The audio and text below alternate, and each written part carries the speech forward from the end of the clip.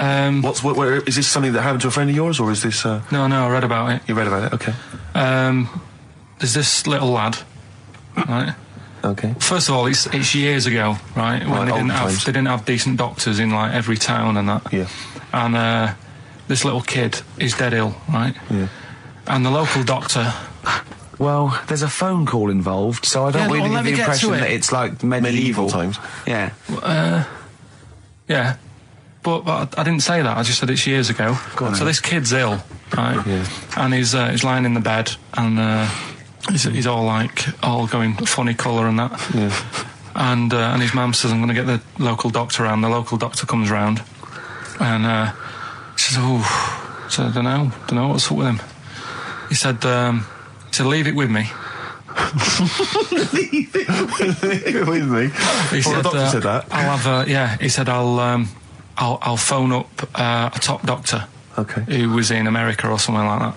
And so he goes to the phone in his office and he calls America, and because it's years ago, the phone line isn't that good, it's all crackly and that, right? Yeah. So he's talking to the doctor and he's saying, I've got this kid, he's a funny colour, and he's really weak and that. I don't know what's he's up not with him. giving him much to go on. Right? Sure. So the American doctor, right? Yeah. He goes, yeah, what you want to do? And it's all breaking up, right? Yeah. He goes, what you got to do? You got to, it's all breaking up. You've got to give him some, parrot's blood, right? Some parrot's blood? Well, that's what he thought he said, but the line was really bad. Yeah. He meant parent's blood, but he heard that he said parrot's blood. He said, right, I'll do that, leave it with me. I can see where this is going. He goes to, a pet shop. Yeah. He says, give us like half a dozen parrots. Sure. Takes them round to the kid's house, takes the blood from the parrots, puts it into the kid's fine. The kid's fine. I've never It worked. such a load of shite in my life. I've never heard such twaddle, such just made up, enhanced, exaggerated bollock in my a life. load of old rubbish, Karl. I mean, when he told me this, he said, the doctor said, what do I do? And the doctor on the other end said, give him some blood. And the doctor went, where do I get blood from? So hang on, wait, I just need to where do I get blood from? Give him some parents' blood. Give him some parents' blood. Give him some parents' blood. Yeah. But hang on, I just need to know where you read this. Karl. Where was this? Where did I you read stitched this? you up. You know what he said? He said, so do you believe it? I went, tell it to Steve. He went, do you believe it? I went, tell it to Steve. Karl. Where did you read it? That was on the internet. What? About Where is it on illnesses. the internet? Excellent. Well, I didn't do that well at school and that, right? But we had biology, and I didn't take much of it in. But there was one day when it was about, knob news and stuff. Sure. And it was all about how blood, is what makes Engorges the erectile tissue. Sure. Yeah, it was all about that. And there's this girl in our class called Paula, right? We were sat there watching it, and she fainted. You just heard her go, oh! And she hit the floor, right? Because we were all sat on top of the desk watching this. I wasn't that interested in that. No. I wasn't looking at it and that. But Paula, right, she fell over. And the funny thing was, right... What was it, a video? Yeah, a video of, like, this blood doing the business to this fella's member, right? And she fell over, like, and everyone's like, oh, what's up with her? And the teacher was trying to, like, wake her up and give her water and that. And it was really weird, because then the nurse came in, and yet this video was still playing. And the nurse came in, what happened? Well, do you seen this? Yeah. And you could hear, like, then it was going on to, like, sex education on the video. It was all done from start to finish. What happens? And by the end, and she was still out cold by the time it got to, like, and then they had a baby. Yeah. Yeah. Right? And that just reminded me of it. So it then. seems to me that was a sex education class. She fainted when the penis got erect, and when she woke up, a baby was born. That's probably what she thinks happens. She's wandering around now. And the whole class just missed out a bit because they saw if someone's she's ever face. with a bloke and he gets an erection, she just goes, oh, no, Well, that's it. She was a bit of a class tart, really. That's why everyone was like, what's up with her? Karl. No, but she was. Everyone was like, what's up with her? It's not, she's not seen it before. But just reminded me then. Weird. But anyway, yeah, so I wouldn't Be loving it. Anyway, You'd be let's down leave Nero aside. Yeah. The other thing in this, should we play a record and come back? Yeah, There's another interesting fact. There is some extraordinary facts in that. Yeah, we'll do more facts. We're running over. But it won't be knob news. There'll be all different types of news. Good show, though? Enjoying the last show? Yeah, it's alright, and, you know, I hope it gets better because, Telegraph are listening today. The Telegraph, the paper? Yeah. Why, are they? Why did you say that?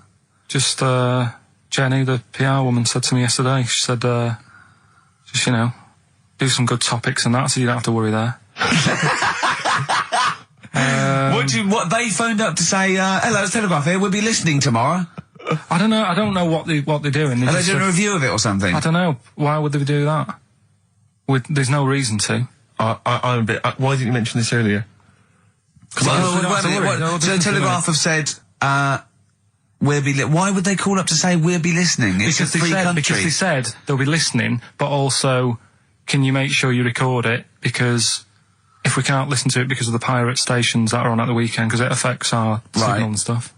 Whoever's listening must listen and know there's a problem with pirates, and they said, can you... Well, they're probably just doing a feature about radio shows or something then. They're going to tear us to shreds. Listen to seriously, the drivel we've talked today. I mean, what are they going to make of it? That's a broadsheet newspaper. I think I know what Monday's headline's going to be. I don't think it's going to be like, you know, they're going to forget about the power cuts. It's not going to be about, you know, the inquiry or terrorism or anything. It's going to be no more to knob news. Yeah.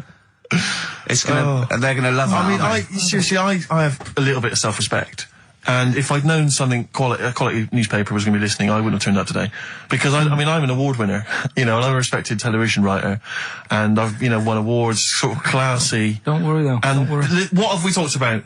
Knobs. We've had the worst quiz on radio. We've had you trying to explain relativity. You didn't even understand what that word meant. Yeah. You know, you just mentioned there about sort of no knickers and that. Is this going to be your Auntie Nora? No. Right. It's just, you know, like the last flat that I lived in, I always had a good view across the road, and I could see, it was the hairy... There was the hairy Chinese kid. Not hairy Chinese kid, he was just a Chinese kid, actually. Yeah. Because that's rare, isn't it? Hairy Chinese kid's very rare, isn't it? Yeah. There's only one official sighting, isn't there? In one of those shit little magazines that you buy. Yeah, he was running around in his underpants. You just swore ironically. I mean, I imagine if there's any newspapers listening, you did that. Because he's sort of jokey and... Yeah, go on, let's not swear. And there was the old woman who didn't move, she was just sat there reading a book all the time. Who we think possibly died and no one came round for weeks, I mean. But now I've moved, right? And it was quiet for a bit. I always look at what view I'm getting, right? Looked across and it was just sort of empty, sort of flats ready for people to move in and that, right? Anyway, people are in there now, right? And they've put all the furniture in, but I haven't put any curtains up, right? So anyway, I'm sort of washing up, just having a look out the window. Yeah. Right. Girl sort of wandering about, you know, knickers on. Right. With no knickers on. You mean naked? No knickers. Well, she had a bra on. Right. Okay. But, she's probably looking for a knickers. So I thought, and I don't know how long I was looking. No. Right. But anyway, she looks across. Oh God. I think she spotted me. Yeah. I think, oh God. I felt really bad. Yeah. I said to Suzanne... Sorry, is this some sort of Peeping Tom confession while the Telegraph are listening? I've no idea. Well, it's not... That's the thing, though. Peepington. If I was peeping, she was peeping as well, because she was looking over. Works both ways, doesn't it? Yeah, but yeah, all she could see of you was your bald head. Yeah. No. And your hands moving as you were washing up. And some white-looking substance. Particularly stubborn stain on this glass. Yeah. Oh, God. Imagine that. Imagine if she looked across. I'm assuming your sink is lower than the window. But didn't she just cover up or something? Or she looked back and go, oh, you're looking at my funny? Well, the thing I did... What? I thought, just sort of drop me boxer shorts. Because I thought... Well, Suzanne said, what are you doing? What are you talking about? What are you talking about? No, just so they can see me cheeks of me. What are you talking about? No, because I thought if she thinks I'm walking about in the nude as well, then we've both got something out of it. Karl, this sounds like a bad excuse in court. I know. This is or the plot of a film on Channel 5. I mean, this is like the doctor who got done for exposing himself to a patient and then painted that little thing that you look down their throat at pink. Yeah. And go, this is what they saw. yeah. No, so sorry, you were looking at a woman dancing around naked, right? So the only thing you could do was immediately drop your boxer shorts. So she looked across, saw you fully clothed, saw you took your boxer No, she wouldn't have done, because it's sort of just the top half and the sink's at a side angle, so I was sort of looking out. This is genius. So she wouldn't have seen your trousers then anyway? No, she did. I moved in front of the window. So you then made you actually climbed in front of the Oh, this is amazing! So you climbed in front of the window to show off it wasn't your naked lower obvious. half. Suzanne said, "What are you doing?" And I I said, bet she did. What are you looking at? I sent you in here to clean What up. are you doing? I'm just taking my trousers down, stand over the window. Why? Because there's a naked woman across the road. What do you think I'm doing, Suzanne? I'm exposing myself while looking at some free fame. Leave it. What's up with you, Suzanne? Leave it then, leave it. Christ. Are we doing Rockbusters or Yeah. She sent you in there to read up on Einstein. She comes in and finds that. Oh, brilliant! Wait a minute, get off your step. A final question. What did the woman across the way... What happened? What was her I reaction? didn't look again. I just thought you've seen a bit of action as well. We're both happy. Let's leave it. Brilliant. So were you waddling around like a penguin with your trousers around your ankles? I just was walking about, and Suzanne said, "What are you doing?" I said, "I'll explain to you in a bit, but don't look out the window because then it's Excellent. obvious." Then he sees, she calls her husband to look at Karl walking around naked. He goes, "Oh, she's got a... Quick, Suzanne, get him out. There's only one with you. Get some more friends. They've gone one more." Anyway, Brilliant. Right, play a record and come back to Rockbusters. And Monkey News. We haven't got enough time. Do Rockbusters. Oh, God almighty. I make it clear now, I do not condone in any way, shape or form what Cheryl Tweedy... so these are mine. Number 1, you've been dunking that for too long. That's LB. Right, so Oh, God, that's too easy. That's but too I always easy. tease them, don't I? I give them something to make them feel like they're going to win something, and then I hit them hard with a tricky one. That doesn't make sense. Yeah, go on. So the first one, so that's the cryptic clue for a band or an artist. Their initials are LB, and the cryptic clue, you've been dunking that for too long. Yeah. So that's the first one. Second one, you won't be able to play that game in this pub because the table ain't big enough. Right? Could be an old artist, could be a new one, could be a band. What's the initials? FD. All right? FD. You won't be able to play that game in this pub. The table ain't big enough. And the final one, well, I've had a rubbish day, so I'm happy it's over. Right? That's the third cryptic clue. The initials being GK. Right? Yeah. Well, I've had a rubbish day, so I'm happy it's over. They're the 3 clues. All you got to do is email in ricky.gervais. That's great. That's genius. Which one? The last one. All right. That is genius. That's the best one you've ever done. All right. Ricky.gervais. That's great. And then the middle one. .co.uk. Okay. Email in them 3 answers, you win the stuff. Well, cheers for that, Oliver. Olivia. Yeah. Don't see your email coming up with the Rockbusters answers, so Let's give us the answers let's again. give them out. The first one was you've been dunking that for too long. Yeah. That was LB. Limp Bizkit. Limp Bizkit. Yeah, got that one. The third one, we'll jump to that one because you've got it. Well, I've had a rubbish day, so I'm happy it's all over. That was GK. That's a great one. That's Gladys Knight. Glad it's night. That is brilliant, Karl. And the one that you're both having a problem with, you won't be able to play that game in this pub. The table ain't big enough. FD. Go on. Fats Domino. Yeah? What? The dominoes, you play dominoes in a pub. The dominoes fat. Pub tables are quite small. You won't be able to play that game in this pub. Fats Domino. Rubbish. So, do you want to pick a winner? Random Rubbish. Winner? Random Well, winner? you say it's rubbish, but plenty of people got the right answer. Rubbish. Who do you want to go with? The bunch of slightly rubbish prizes is going to Elliot Kay from Chigwell in Essex. Well done to Elliot. Have you to do the prizes for the Prizes? Okay. We should go in a competition. Who's the tastiest cartoon ever? Well, actually, I threw someone up did She contribute. Terror. I threw up Jessica Rabbit. I've had some people contribute here on Go the on. email. We've got someone here, Dom, has emailed us. He's told us that for him, Daphne from Scooby-Doo. Yeah, Always popular choice. And obviously this is one I've never quite understood. Wilma from the Flintstones. I've actually always felt that Wilma, I don't know, I just thought she was a bit... No, not a bit Wilma. hungry. Betty, surely. Yeah, Betty. Well, this is what I'm hearing. Wilma, I mean, yeah, Betty, surely, but Wilma? No, I mean, she's quite like- homely. But Betty, Oh, yeah. come on, Steve. You wouldn't say no to Wilma. No, I suppose not. If it was on, I'd be worried about Fred if he found out. Well, I'd hate to do it, you know. I don't want to do it to Fred. He's a good guy. He is, isn't he? He's a bit of a chump. Whereas Barney, to be honest, I don't think he deserves Betty. Do they both work in the quarry?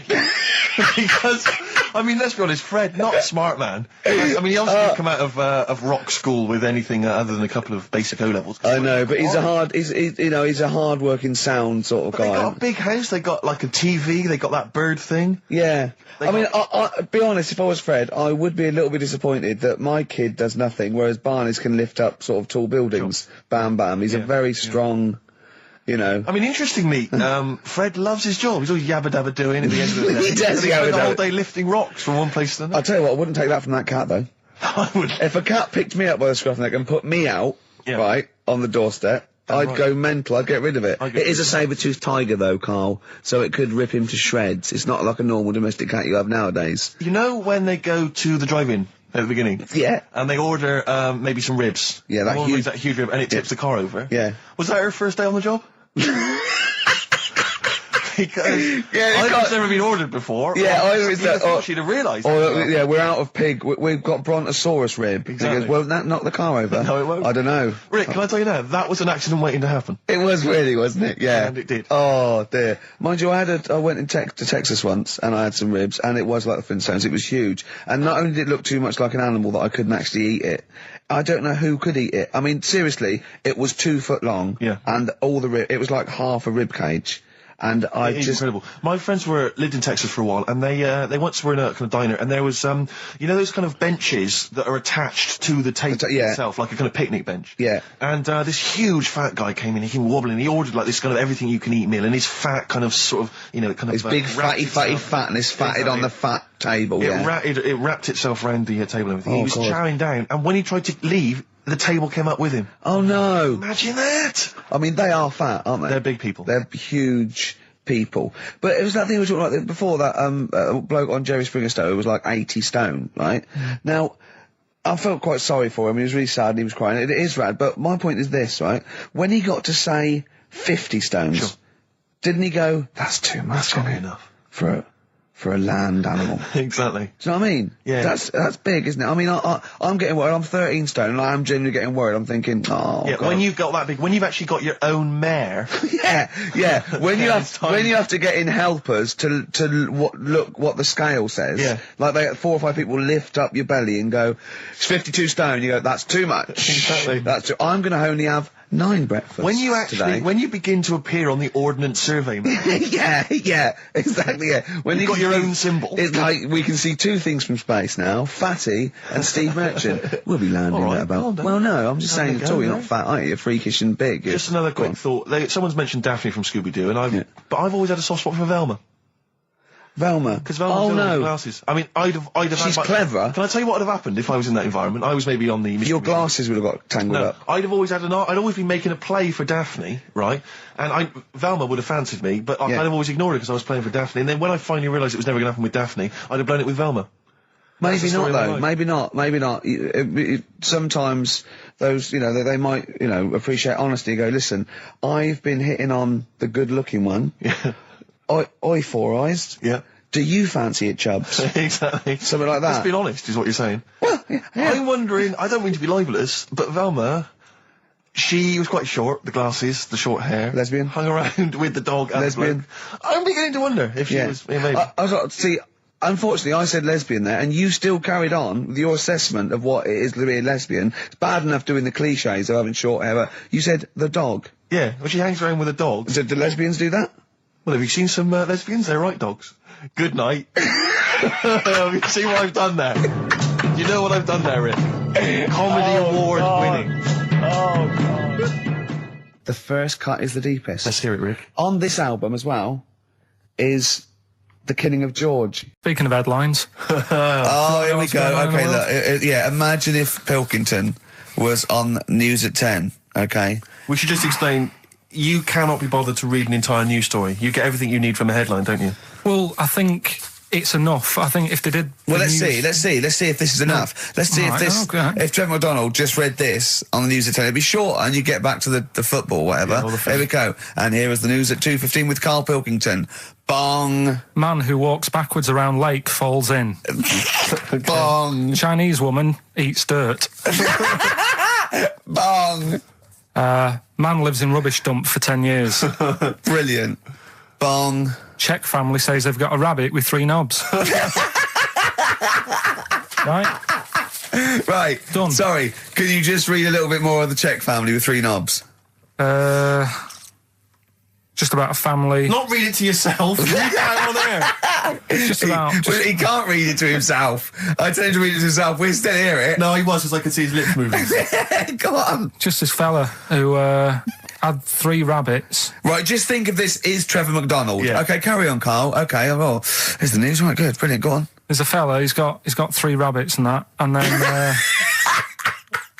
he checks them out. Right. Yeah. 2 of the rabbits have got 2 knobs each. Right. And he goes, that's a bit weird, isn't it? Sure. And they're throwing them around, sort of chucking, showing them around the family and stuff, saying, look at that, that's weird. Picks up the 3rd one, it's got 3. Yeah. So they ate the 2 with 2, because they thought they best keep the 3rd one, because a little bit lucky in that. Yeah. It is lucky, 3 knobs there, yeah. Now here's the sports news, and that's how it would work. Yeah, okay, brilliant. Well, read about the Chinese woman who eats dirt. I'm interested in that. That's it. That is the story, isn't it? What more do you need to know? It's Well, just I want to know a little bit more. Can you just embellish it? 78-year-old Chinese woman. She says she's 78. Makes you wonder. Yeah. With my theory. Karl's theory is that Chinese people don't age well, and so those Chinese people that are saying they're 112 are really only 33. That's why he doesn't want to be recognised, because he doesn't want to walk out from here into Chinatown. Yeah. It just says she's been eating soil for 70 years. She's ate about 10 tons of the stuff, and it's done her no harm. Kept her grounded. It's probably all right for you, isn't it? Because it passes through, doesn't it? Yeah. Well, they say, don't they, if you're having a kid, let it play in soil and that, because... well, that's to get it immune, yeah, to get yeah.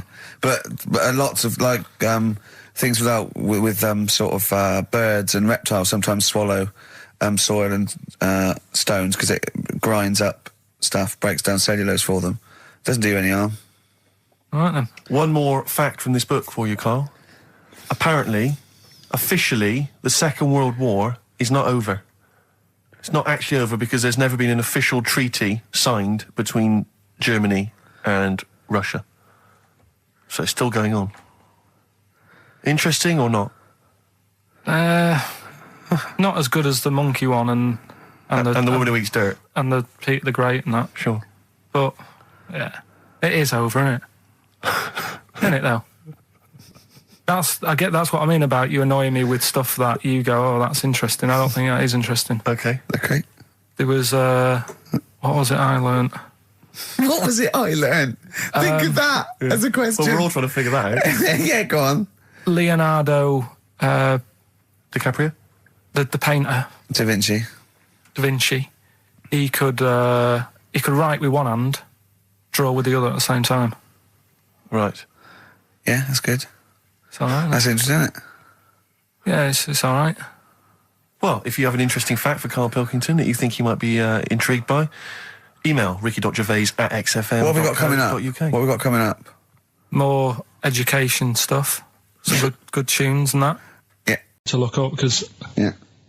Did I tell you the time when the doctor said I was going to die? All right, keep talking. Right, ages ago, must have been about 15, right?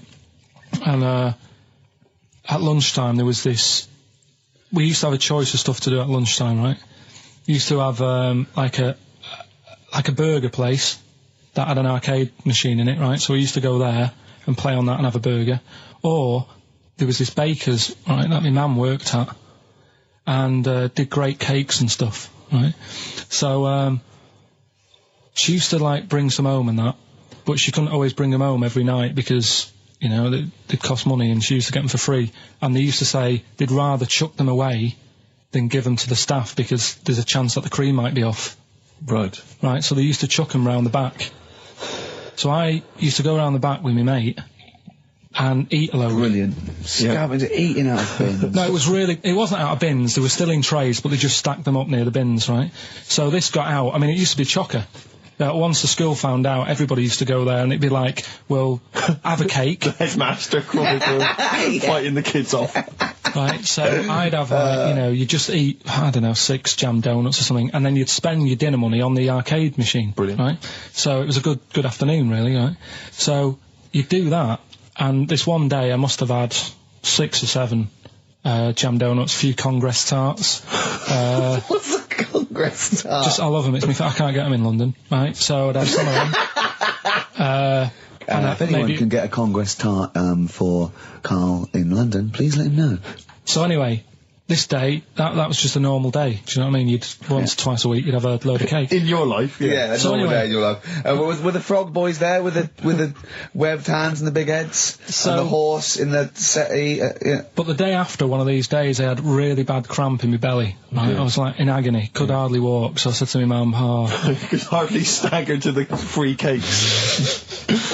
So, I was in absolute agony. I said, I don't like doctors, but you'll have to get a doctor in because I don't know what it is. I can't walk. She gets the doctor round. I won't say his name, but he said, well, doesn't look like he's got long left. Blimey. So I was a bit like, hang on a minute, I've only had a few cream donuts. Yeah. My mum was panicking. Sure. He went, my dad came in from work. She said, something's really bad with Karl. I think it's serious. The doctor said he ain't got long left. So he said, what? He said that and just left? So she said, yeah. He said, I'll have to call him then. So he called him up, said, what's all this about? Karl hasn't got long left, how long's he got? So he goes, I was only messing. He's just had some bad cream. Can you believe that? Well, the thing is, I like the fact your mum didn't ask any questions. I know. She didn't go into detail. Can you I explain more, doctor? No, I got a shoe off. But she doesn't. I don't want to diss you or your family, but I imagine if I was there, I'd have known the doctor was joking. Yeah. That's all I'm saying. I mean, I sound very arrogant there, but I imagine he went, what's he been doing? I had about 6 cream granules. Oh, right. Oh, wow. He hasn't got long to live then. I'll see you later. That's what I think the doctor did. Yeah. Is that what Suzanne did when she brought you in? Ricky Gervais, Steve Merchant, and Karl Pilkington. Not done a lot. Maybe you should earn your money as you get to Mondays off for this 2 hours of nonsense. What are you on about? I've done loads of stuff. Yeah. Well, same old. Yeah. Let's have something new, something fresh. Well, I've been looking around, right, on the internet for stuff. Yeah. On the internet? Yeah. Your Bible, where you get all your information about the world and the universe and morality from. And like how I always say to you, I don't really read that much of it, I just read the headline. Perfect. Right? Yeah. Anna Nova have sort of nicked that idea to grab you. Nicked what idea? Well, to sort of get to the meat straight away at the top. Do you know what I mean? The headline to the story and everything. What? Right, these are stories. But the headlines already existed, that was why you thought that was a good idea? Not like this, though. All right. Headline. Well, these are all headlines, right? Vibrating shoes could stop elderly falling. Do you know what I mean? Oh, God. You don't Vibrating shoes could stop elderly falling. Yeah, that's the story. You don't need to read on. That's what I'm saying. Well, right? could you read on anyway? Can't be bothered.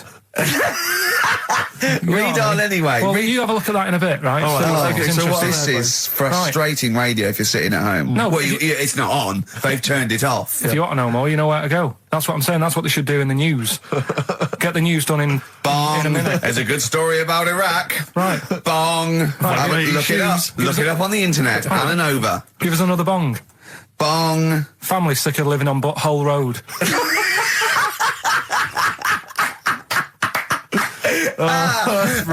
Brilliant. Bong. Man wears same shoes for 60 years. Bong. This isn't that good. Some fella pulls a train with his teeth. And in lighter news. I love that. General Donald, this one isn't very good. The last one, man fails to break clothes pegs on face record. She's always good. Well, that's the one I did read on about. I love that, all those. That's the one he went on about. Go on then. Just, Why is that news? He fails to make a record. So did I today. I know, yeah. I failed the long jump record today. Yeah. Didn't even take part. No, I was rubbish. But what are the rules on on world records and that?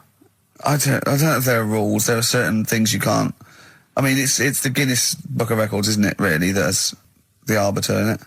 Yeah, but is there anything, if you said you wanted to do it, would they say, well, you can't do that? Yeah, they've stopped some gluttony records, obviously things that are in danger. It's anything that's illegal. Yeah, anything that's immoral. Yeah, like that American serial killer that just got discovered. Yeah. Having killed 47 women. I don't think he can make that into the Guinness Book of Records. No, because people would be trying to beat it, won't they? But there was some other story about a fella eating watches and that. That can't be good for you. So why don't they say, look, don't do that, do something else? He wanted to stay regular. You know what I mean? Though? I just wondered. What do you mean he was eating watches? He just said he was eating watches. He got about 3 in about a minute. How did he time it? Do you know what I mean, though? Something I watched the other night, that was just good. Again, you know, I learn stuff from the telly. I don't watch the news. Yeah, well, you don't learn stuff from the telly. You know, you told us there's a fat baby in the world. Forget about them. There's a spider eats chickens and there was a fat kid. Forget them in Iceland, right? Yeah. We'll give them Rockbusters later to do, right? Iceland! But what's the name? I tell you what is interesting, Steve. I didn't know that much about it. Autism. Okay. Oh, good. With some more entertaining stuff on XFM 104.9. Just to cheer up people. Go on, then. What? Go on. No, right. Have you heard about it, Steve? What autism. It scares me to death when he comes up, when he touches on a serious subject. We've been talking about wheeling a dead pope round, the Chinese don't age well, and ginger people are hated. And now we're going to touch on a really, I mean, my heart's in my throat. Go on, Karl, then. Tell me your insights to autism. Right, well, there was this, again, Channel 4 coming up with some good stuff at the moment, right? That might have been Channel 5. But what's the name? It's the attention span I like! Oh. These people who, they've got like this autism thing going on. Yeah. And they sort of take in a lot of information, they get sort of they get so into it that they know everything about that subject and what have you, right? And there was this lad who, he knew everything, right, about EastEnders. Right. He sort of, the cameraman was saying to him, so, you know, why EastEnders and that? And he said, I don't know, I just like it. And he said, I remember when I first watched it was a Thursday, it was 5 to 8, Pauline Fowler walked in, she had a pink jumper on, she said, all right, love. And he remembers everything from that moment on. Yeah. Right, and everything, which is great, but then the way the programme was making out, it was almost like they were saying it's a disability. Right. When in a way, it's more like a superpower. Sure. Like Rain Man.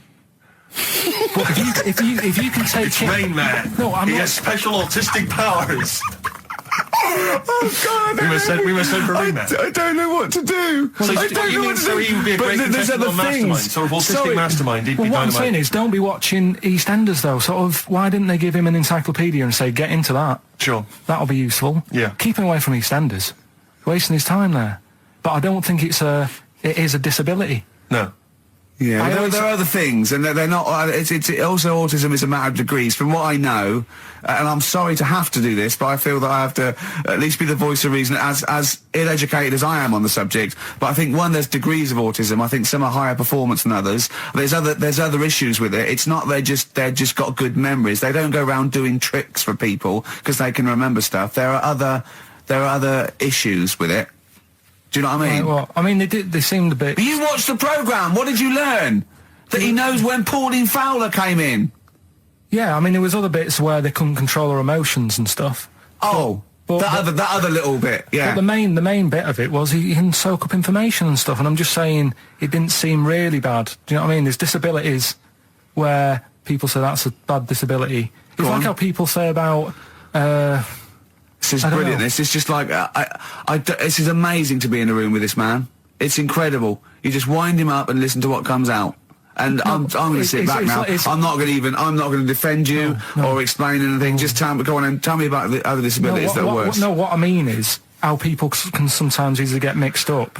How people are scared of like a cyclop. When at the end of the day, he's got a disability.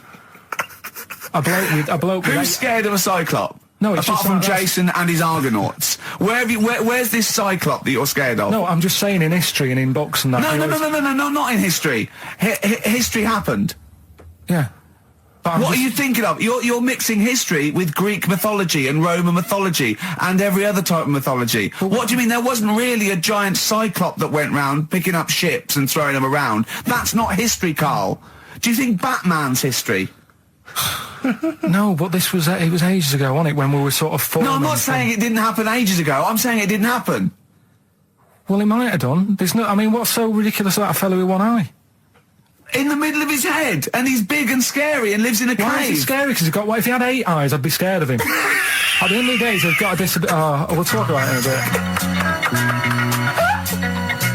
bit. 4.9, I'm Ricky Gervais, with me Stephen Merchant. It's the best of. You've been voting in all week, sending your emails, so here's the clips that you wanted. But, because when I was younger, I remember being outside a post office once when I was about 10 or 12, and finding a purse, and thinking, oh, that's nice. And opening it up, there was some money in there, and a pension book, and so it was obviously an old lady. I found an address, I sent it to her, and my mum said, you've been so good there, you'll probably get a little reward. She'll probably send you a little reward. Nothing. I got maybe a thank you note, but no cash, no moolah, nothing. Really? And I was livid, because I'd been told that I was going to get a reward. I thought I've been a good Samaritan, nothing. So, many moons later, when I was at university, I learnt from that, and this is the most bizarre thing. This explains a lot, doesn't it, Karl? This is like the Mary Celeste. I went to a cash point to I thought, I can't get my card in here. And I realised there was already somebody's card in the machine. They put the code in, but then they just disappeared. They'd been kidnapped or something. So it was just there, waiting, sitting. He said, what do you want to do? And it gave you a number of options. I thought, interesting. Steal or go to heaven? Yeah, exactly. He went, oh dear. Yeah.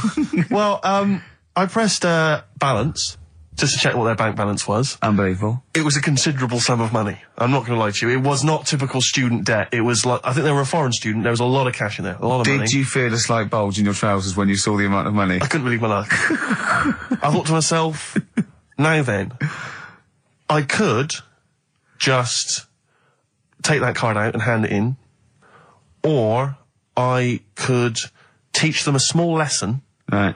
And maybe give myself a reward, because last time I did that, I didn't get a reward. So if I give myself £30, then I'll take the card out. 30? Give myself 30. You didn't really? Well, I thought that's a good reward, and I went in, I handed the card in, I took Steve, that, and that's a little reward for me. And I'll tell you this, don't think it's evil, because I went in and I bought everyone a drink. Well, brilliant. Yeah, I didn't tell them I got the money free. Well done. Excellent. So probably gangsters are quite generous with the money they've stolen from other people. Yes, but someone's negligence, Rick, has lent... the thing is this, Steve, right? I believe it, except they're buying people a drink, Karl. What do you think? Well, I kind of thought that when he said it, but then I thought, but they'll be buying him back. So he's still up. So in a way, he's still a winner. Yeah. Everyone's a winner in that situation, including the student, because frankly, if there had been a less scrupulous person who found it, they'd have probably helped themselves to a considerable sum. I cannot believe he did that. There was thousands and thousands of pounds in there. What if Beadle had jumped out and slapped you with his little claw and said, we've been filming this, Merchant? Well, so what? How old were you then? I don't know, 19, 20? Would you do it again, or was it just to get the world back for the old lady's purse? Possibly do it again, yeah. You're joking! Well, you've got to think of it this way. You've got to think of it as there was a lot of money in there, and someone less scrupulous than me would have taken a fortune. They'd have cleaned them out. Whereas I just took a small reward, which I thought was more than enough for someone's negligence. And I've returned the card. They've got the card back. Everything's fine. Think of someone else. I could have gone on a spending spree. I could have been buying stuff, all sorts. Yeah, but it wasn't yours at all.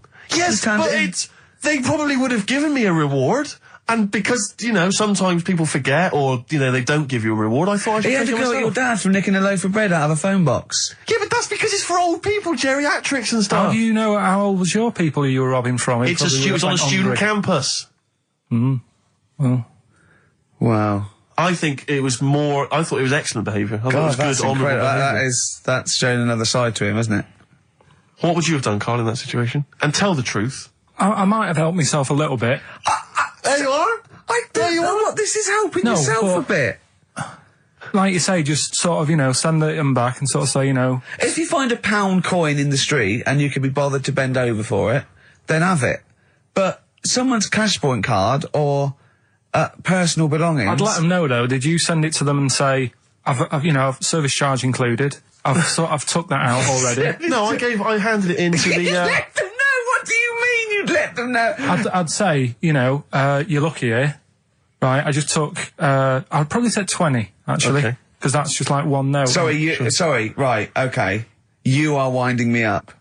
No, I'm not. I mean, not for once.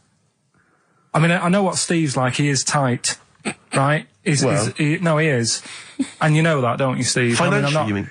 Well, no, I mean, just the way you are. You're very sort of, you're not wasteful with your money. I'm careful. No, I'm not wasteful. Absolutely right. No, but to the extreme. Not towards the extreme. Not towards the extreme. No. Look out for the pennies. The pounds will take care of themselves. All right? Simple to remember. Good advice. Yeah, all right? But the thing is, right, I know that I take the mickey out of you for, like, the way you look and stuff. Sure. Right? Well, I'm right back at you. But the thing is, you can't help that. Absolutely. But I'll tell you something that women don't like. Sure. And it's fellas who are tight with the money. Sure. I'm not frugal with money with ladies. I'm frugal with money with you. Well, I've got no reason to splash money out on you. I've never seen you splash money out. Well, you've never been out with me. Steve, have you ever splashed out on a lady? No, but I hope to one day. The right lady. Play a record. We've had a lot of emails, Karl. I don't want to sort of put a dampener on your Christmas, but a lot of people have been slagging off Lanzarote. One of them just said, I don't know if I can find it. It is Canaria, isn't it? It is one of the Canaries, isn't it? It's a volcanic island covered in volcanic dust. It's very windy, so you have to dig a hole to sit in on the beach, and there's hardly anything to do.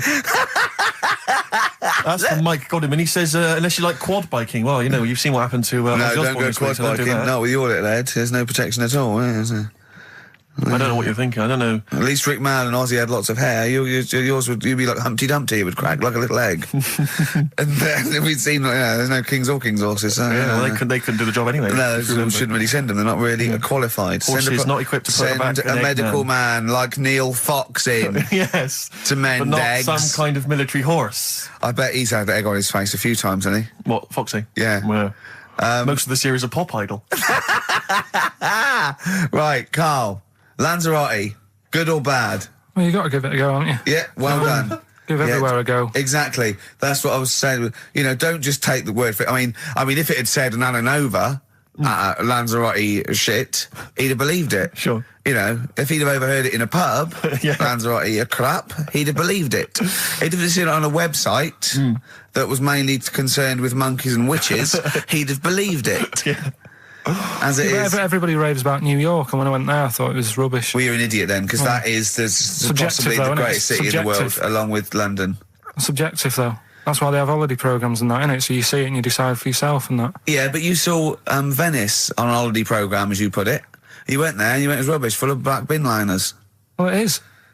Right. Didn't they show that? It stunk. Didn't Judith Chalmers say that? It stinks here and there's loads of rubbish everywhere. No, she didn't. Did she mention that? Oh, that's what I mean. So it depends what you want from holiday, doesn't it? Well, yeah. But you're an idiot if you don't like New York, so next. Anyway, come on, break up, guys. Kiss and make up. Libertines, don't look back into the sun on XFM. Well, the general public are getting involved with Karl's holiday, and, I mean, this has been a damning report on Lanzarote. There's not been a positive word written about Lanzarote so far. Wow. It's volcanic, there's no natural water supply. Sorry, there's no natural water supply. It's you all have to sit in a hole. What do you think of this, Karl? What do you think of the people that want you to know that you're going to a rubbish place when you can't change it? What do you think of that? Rubbish though, will it? What do you mean? All right. What do you mean it'll be right? Because I'm going to go there thinking, there's no water and that, and there will be water. No, they didn't say there's no water. What did they say then? There's no natural water supply. Whatever. I'm not bothered. It doesn't bother me. All right. I'm going to have a good time and that. What are you going to do? What's your plan to do? Got a book. What book you got? Rich Hall book. I'm just going to read that. So, Brilliant. And the weather's better than here, isn't it? Yeah. So... No Blue Sky, The Thorns. That's beautiful, isn't it? On XFM 104.9. Karl, you're losing your rag a little bit. What's the matter? Nothing, go on. See? What's the matter? No, what's the matter with I've Karl? got something to cheer him up. Someone's emailed in, Emma's emailed in, she said that, for those that know, those in the know, they referred to Lanzarote as Lanzagrotte. Brilliant. He's a bit fed up. He's got 2 CDs for Christmas from a company that's he's been with for 6 years. He's a little bit grumpy about having to answer the phones. He wouldn't go and make Steve another cup of tea immediately. Selfish. Yeah. Karl, what are you thinking? Nothing. Go on, what were you doing? Come on, Karl, you're getting paid for this. Project. Out. We'll take one of those CDs away. All right. Now, again, I broke the rules in the week. I met up with Karl. I had lunch with him. And we were chatting and having a cup of tea. And it got onto one of Karl's favourite programmes, was the Tales of the Unexpected. Ah, of course. And all I can think is that he's probably the only person in Britain where they were unexpected. I mean, to him, when that twist came in, you go, gee, I can't... Yeah. Oh, God. Can't believe So it was the tree that did it. I mean, he was probably the only... And we were telling all these stories of horror, and he liked horror stories. And I told him this story. And I don't know if this will come across in the way, but I told him this story. It was a short. It was a horror short. This was a film you saw, was it? Yeah, yeah. And what it was, it started off just there'd been a car crash. You see, it's a horrendous wreck. And you saw it from the point of view of the person in the car. And he was calling for his mate, and he was going, Dave... And he sort of looked over and saw a body without a head that had been thrown. He goes, oh no, Dave. And then into the field of view came Dave, his mate, and looked at him with a look of horror. And then it sort of went black, and you realised that he was just a head, and it had been his body. Oh, wow. Right? Yeah. And I said, then it came up at the end, at the executions in the French Revolution, people experience consciousness for, and he went, oh, no, he said, it wouldn't be for that long. And then he went, if it was a chicken, it would work. Imagine remaking that film, but it's two chickens in horrendous car crash. Their own fault for driving. It would work. No, he wasn't having that. Yeah. No, it was too long. I think he said, how long was this film? I went, about 5 minutes. He went, no. It would work if it was a chicken. I like the way that Karl is something like, when you relate an incident like that, he's appalled and offended and annoyed by the people that made it, even though he's never seen it. Oh, he's annoyed, yeah. Do you have a favourite Tales of the Unexpected, one that you remember particularly that shook you up? Yeah, we were talking about the one on where there's some woman in prison. Have you seen that one? I can't remember them all. Right. This woman's in prison. Yeah. And she gets a bit friendly with the guy who takes the dead bodies out. Right. And he said, I can get you out of here. He said, what you've got to do, right? You've got to, I don't know, at midnight... When you hear the bell toll, that means there's been a dead body. Yeah, there's been a dead body. So what you've got to do is go into, like, the place where all the dead bodies are, get in the first coffin on the right, and then I'll come along and carry you out, and you can run away and escape, right? So she goes, yeah, all right, then. So she hears the bell go. I'll bury you, right? And then I'll come back later and dig you up. Right. Yeah, but that's the point. It doesn't matter. It does matter. Trust me, Karl, it really matters. Okay. Listen, I don't know if I'm going to ruin this for people at home. Yeah. Can I just skip to the end? I would imagine that she gets buried and he doesn't come back, and she has to get buried alive. Better than that. So she gets in the coffin, and she's lying there for ages. She's buried. She can feel a bit of movement going on, so she's obviously, being carried somewhere, so she's thinking, this is it, I'm getting out. And she's lying there for ages and thinking, why ain't someone coming and lifting the lid off this? Do you know what I mean? Letting me get out. So she's really bored. She gets a lighter out, right? Lights it to have a look at who she's lying on. It's only the fella who said he'd help escape. Oh. How bad is that? That is... How bad is that? So it is quite important that she's buried alive then, isn't it? In retrospect, you realise that the jeopardy is that she's buried alive and can't get out. Yeah. It makes it so much worse, doesn't it, than just like lying in the morgue and going, actually, I'm getting out of here. Yeah. This isn't going to work. Look at Karl's face. Having told that, he's so pleased. His face is lit up. He's beaming like a child. What's the best job you've ever had still, Karl? Talk like about it. Is still paper round. Is it still the paper round? Yeah. That's ridiculous. No, it was good though. If you look at it, like, what I liked about it, you're your own boss. No, you're not. You're not your own boss. No, the guy who runs news the news agent is your boss. All right. But then once you get out and you've got your papers and that, you're on your own. Do what you want as long as you about deliver the stuff. papers exactly to the places he said you are in the time he said. Yeah. It's freedom, isn't it? Any jobs you wouldn't do? I just thought of one that you wouldn't do. Go on. With your sort of mild homophobia. Well, I'm not. Proctologist. What's that? Basically sticking your finger at other people's arses. Right, well, no, I wouldn't do that, no. Why have you got to do that? What do you mean, why have you got to do that? Why does anyone need that doing? They got to look if they've got an arseache or something. Which trainee doctor makes that their speciality? Do you know what I mean? That must be, right, we got a place for apologies, and it's you, Meadows. You came last. Oh, seriously, what? I'm not the arse doctor, am I? Yeah, you came last. Oh, I'm a bum GP. I can't believe it. Yeah, you got to, I can't believe this. Yeah. That must be it, mustn't it? Well, presumably no one would choose it. No one would purely, if they can have the brain surgery. Well, what if you were brilliant but you were shy? You couldn't look people in the face. Yeah. You could you could do anything you want. Yeah, I just don't want to look at them. I just want to do their asses. Yeah. Really? Just want to do the asses. Yeah. Yeah. Look at Carl's face. You didn't know there was such a thing as an arse doctor, did you? No, not really. Specialised. He does nothing all day but that. Well, he probably has a sandwich about 1 o'clock. Yeah. Washes his hands. What do you mean he does nothing all day but that? You don't say that about a brain surgeon or thoracic surgeon, do you? No, but that all day. That's not good, is it? I love the fact that I can blow his mind with just things that people take for granted. A dentist just looks in mouths all day. Yeah, but that's a bum job, that bum job. Just think of that. Oh. So what do you need to know then there? It's a lot to know. You gotta have nice nails. Yeah. No rough edges. Well, you'd be alright, because you got that job handing out biscuits to the old people because you had nice hands, didn't you? So, yeah. And I know a lot about biscuits. I know my biscuits. Do you? Yeah, I know which ones they like and that. Do you? What do they like? What do old people like? Just Bourbons, rich Do they tea. really? Because that's my least favourite. I would never eat a bourbon. I could be starving and I wouldn't eat a bourbon. If you want to let us know what your favourite biscuit is, why not email in Ricky.Gervais at XFM. But I'll tell you what, with all them eating biscuits, I bet they get arse problems, don't they? So you could double up, couldn't you? You could be handing out biscuits in the morning and checking out. So why would you go and have that done then? What sort of problems then? What do you mean? Loads of problems. Oh, what? Prostate. And they've got to go there. They have to like have a little, problem. Well, there was that. I told you that story. That bloke.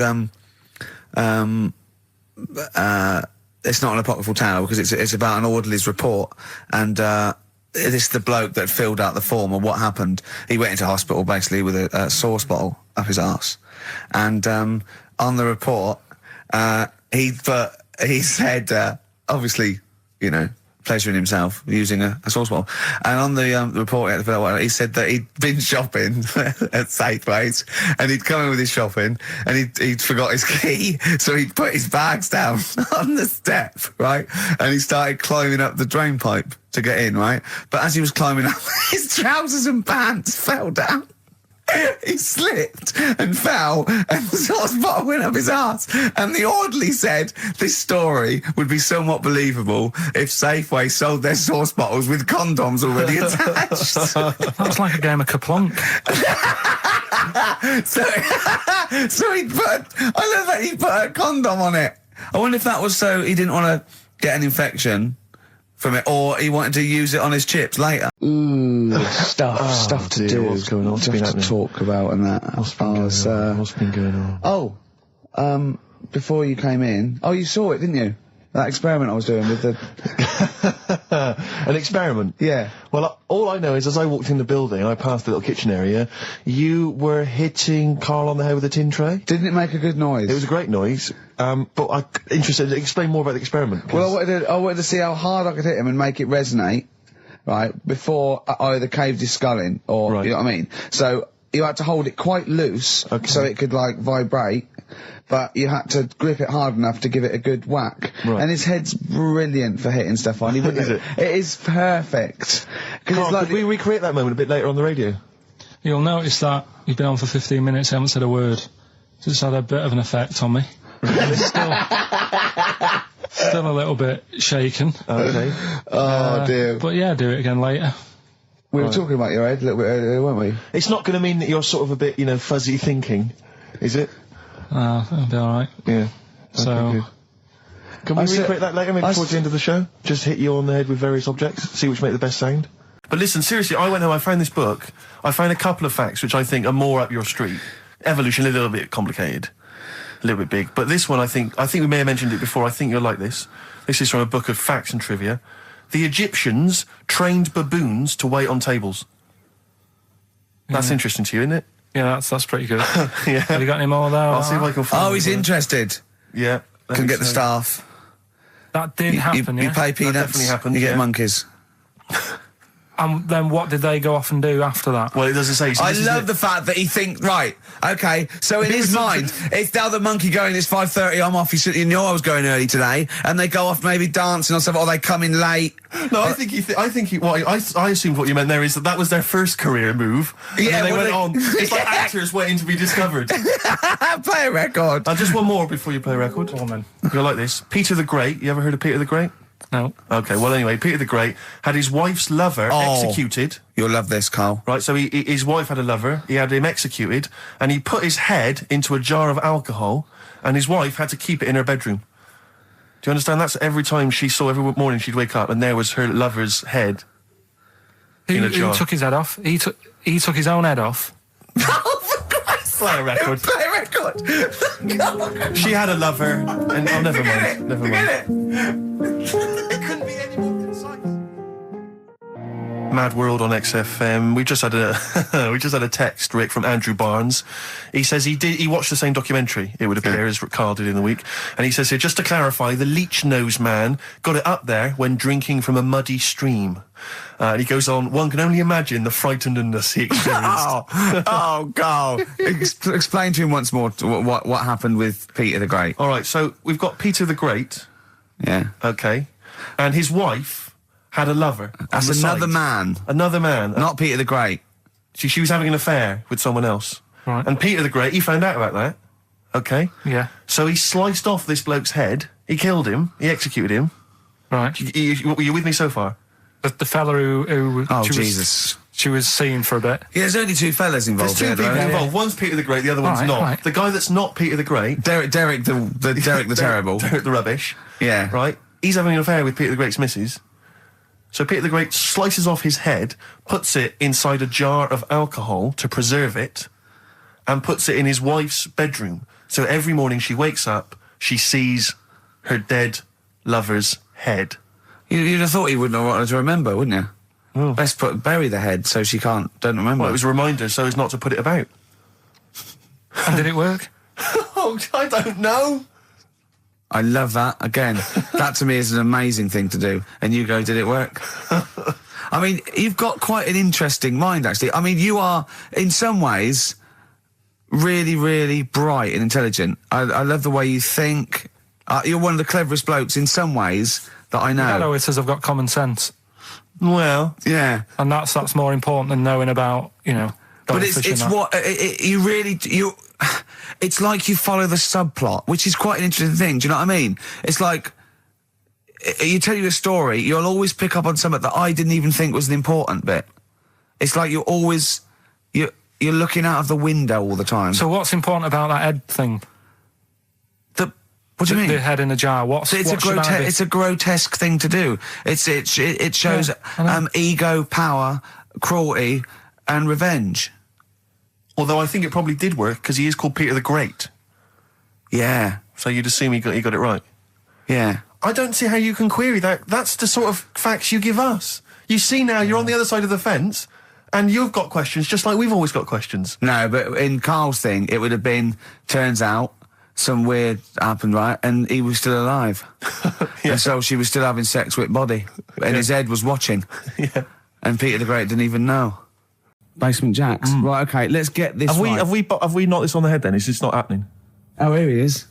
Look. Here he is. Come in. How have you... Oh, God. I don't believe that. Oh, that's pathetic. I do not believe that.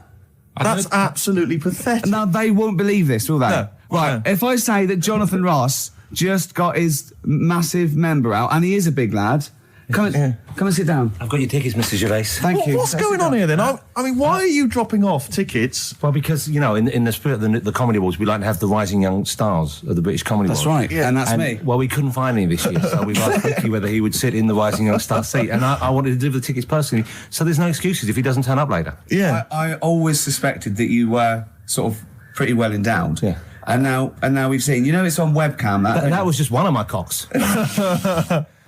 That's the one you're wearing today. Don't say that. No, this is meant to be the happening young station. What's going on? No, you can't say stuff like that. You can't. Just careful what you say. Look after Julian Clary. Take his wilderness and he comes back in the person line. 10 years of in the wilderness. to you. That's Jesus you're thinking of, isn't it? Just because you're on everything at the moment. I walked in here and I came in here and I thought this is the young happening place. And what do I see in here? 3 old men sitting. What are you talking about? I'm only 28, 27. You're wrecked. You all look wrecked. Well, that's because we're always partying. I was looking for some youngsters. Where's the youngsters? I wanted to see some tight leather pants. I wanted to see some foxy chicks hanging on you every word. What is it? It's a bunch of old blokes and a bloke up there washing up in a sink. But look at him. He even dresses for radio. Look this at is him. ludicrous. It's amazing. Looks like you're I love the fact you were on the phone to Gervais last night, weren't you? Asking his advice. Yeah.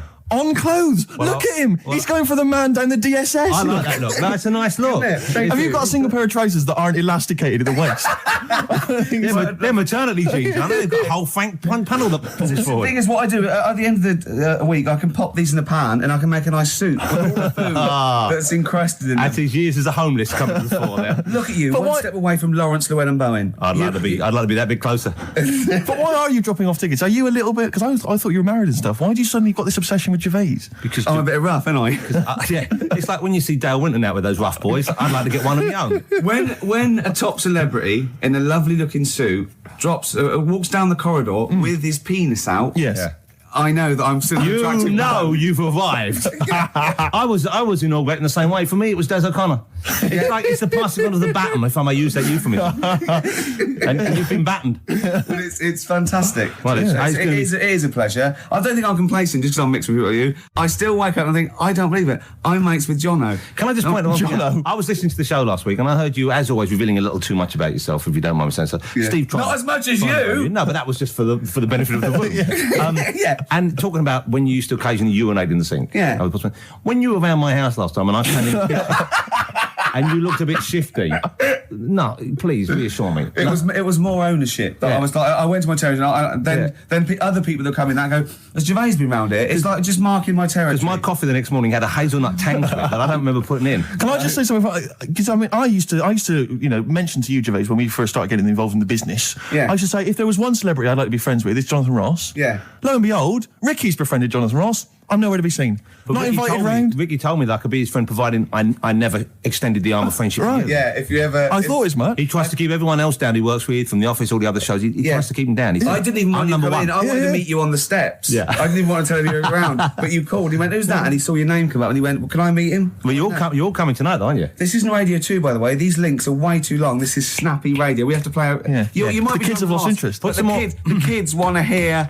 Chance to win that, because if you get to Days Rockbusters, you go straight into the hat for the big draw, so you've still got a chance to win all those top prizes. Play a record. Bit of Monkeys. Yeah. Monkeys. Pleasant Valley Sunday. All right, do you like that, Karl? It's all right, yeah. What's it about? Well, if you heard, it was a sort of description of, typical suburbia, isn't it? Here in status symbol land. It's a sly dig. When the monkeys get a bee in their bonnet about something, you better not... You do not want to be on the receiving end of that. Yeah. We've got a good song with a story later. Go on, what have we got? Don't want to tell you yet. All right. Now, is it as pitiful as last week's, where you somehow misheard that Eric Clapton song? What was the Eric Clapton song? Well, Wonderful Tonight, and he was convinced it was about a bloke in a wheelchair for no reason, no evidence at all, other than she's walking around with me.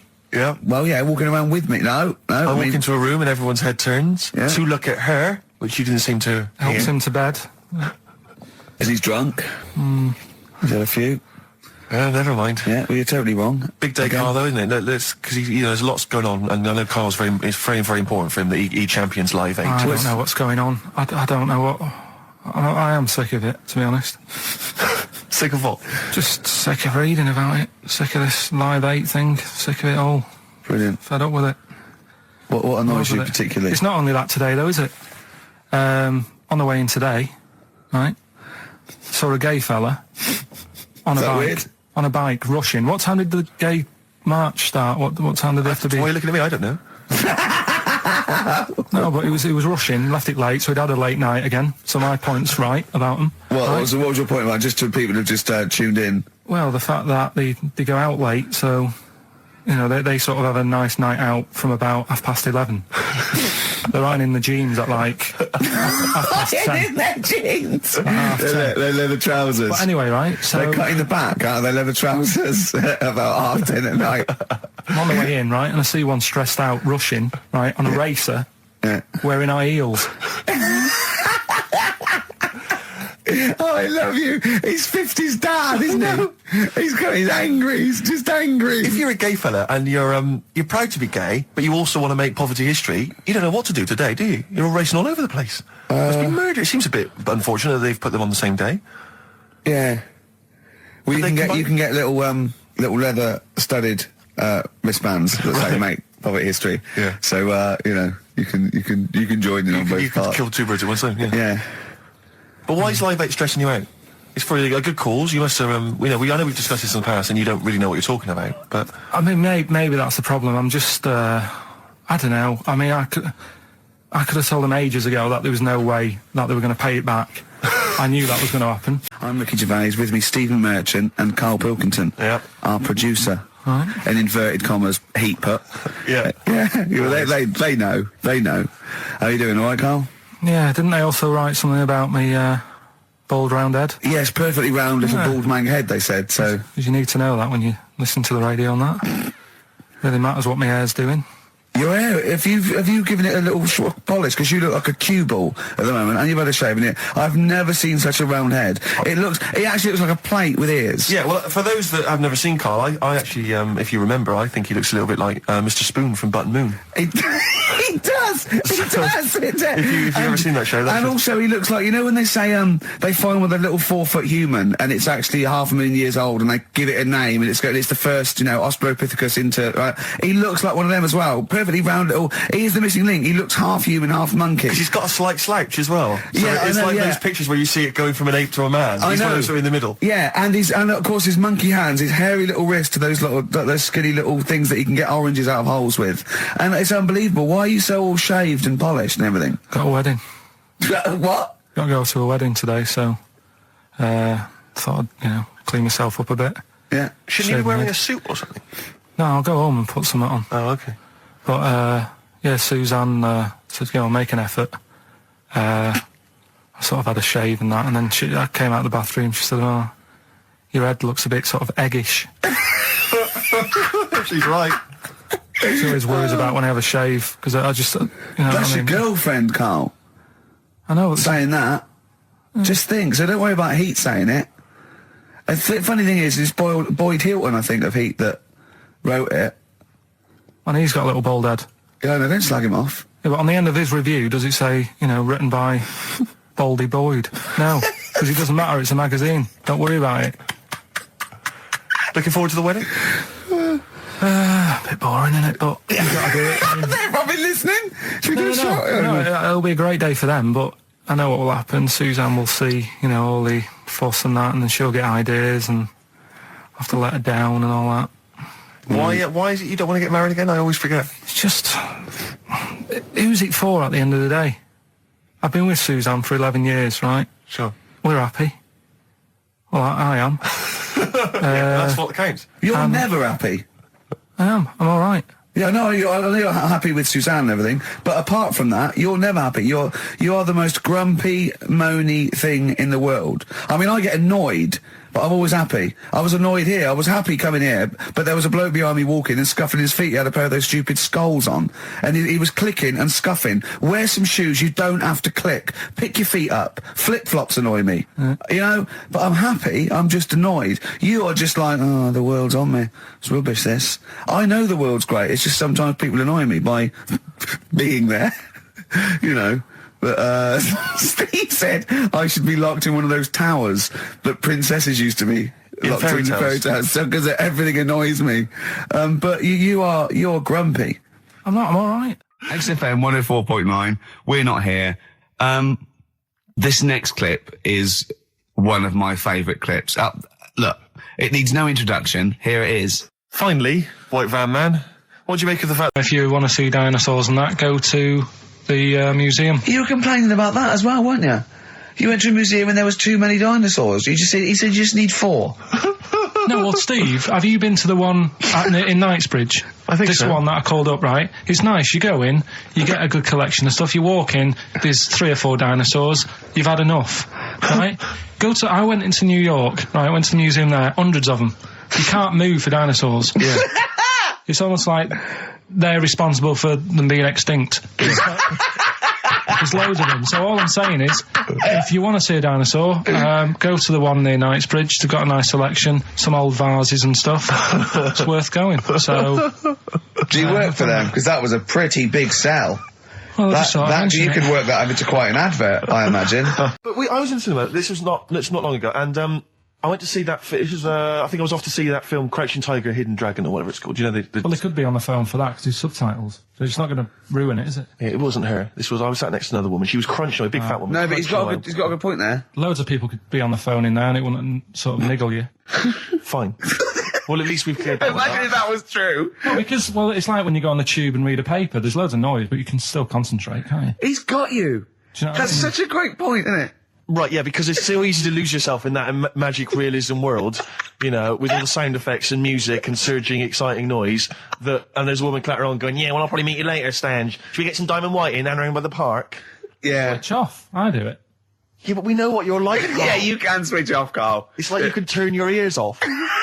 That's the skill you have. It's not the ears, it's the behind the ears. Yeah. It's the process between the ears and the brain that you can switch off, so he can still hear all these things like a cat. But I was in the one, there was this woman sat next to me, she was a big fan one, she was crunching on some popcorn. Again, that's a crime. Why they're selling popcorn in cinemas? I don't understand why She the needs to noisiest... eat regularly, why the noisiest food in a cinema? Yeah. I don't understand why that's come about. Yeah. Really makes me angry. Yeah. Exactly right. Smoothies. We want smoothies without straws. Exactly. The trailer for that film AI, Artificial Intelligence, came on. Remember that? And the tagline was, David is 11 years old. He weighs 60 pounds. He's 4'6" tall. He has brown hair. His love is real, but he is not. Oh, yeah. And she just went, how old was he again?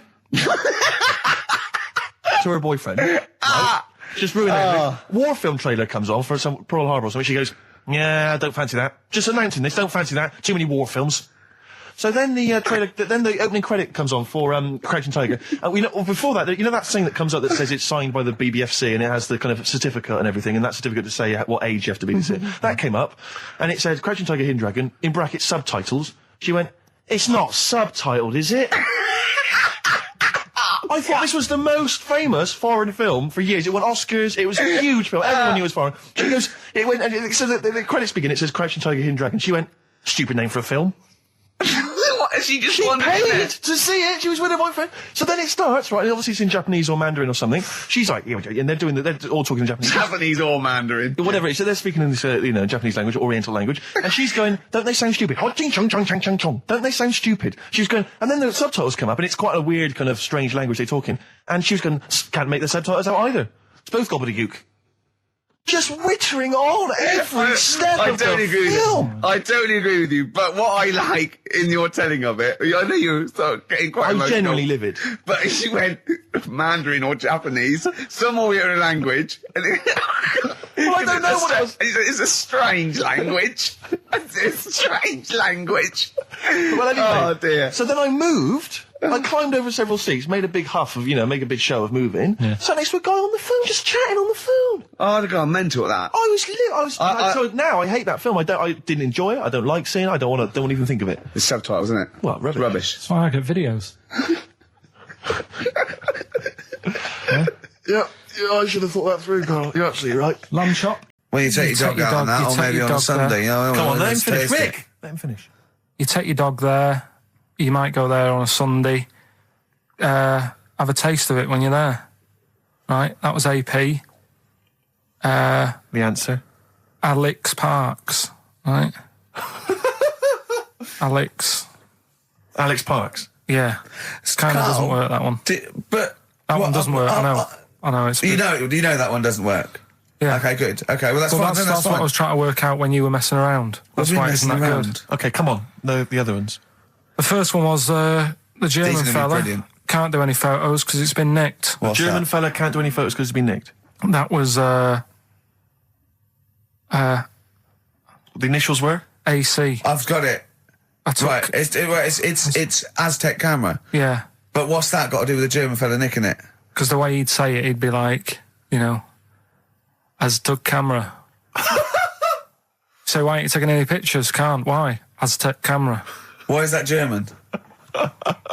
Just sounds a bit... Right, do you know that's rubbish then as well? You know that one doesn't work, do you? And the second one was, if you keep eating, this bit of your body will get bigger. PC. Yeah. Phil colons. Phil.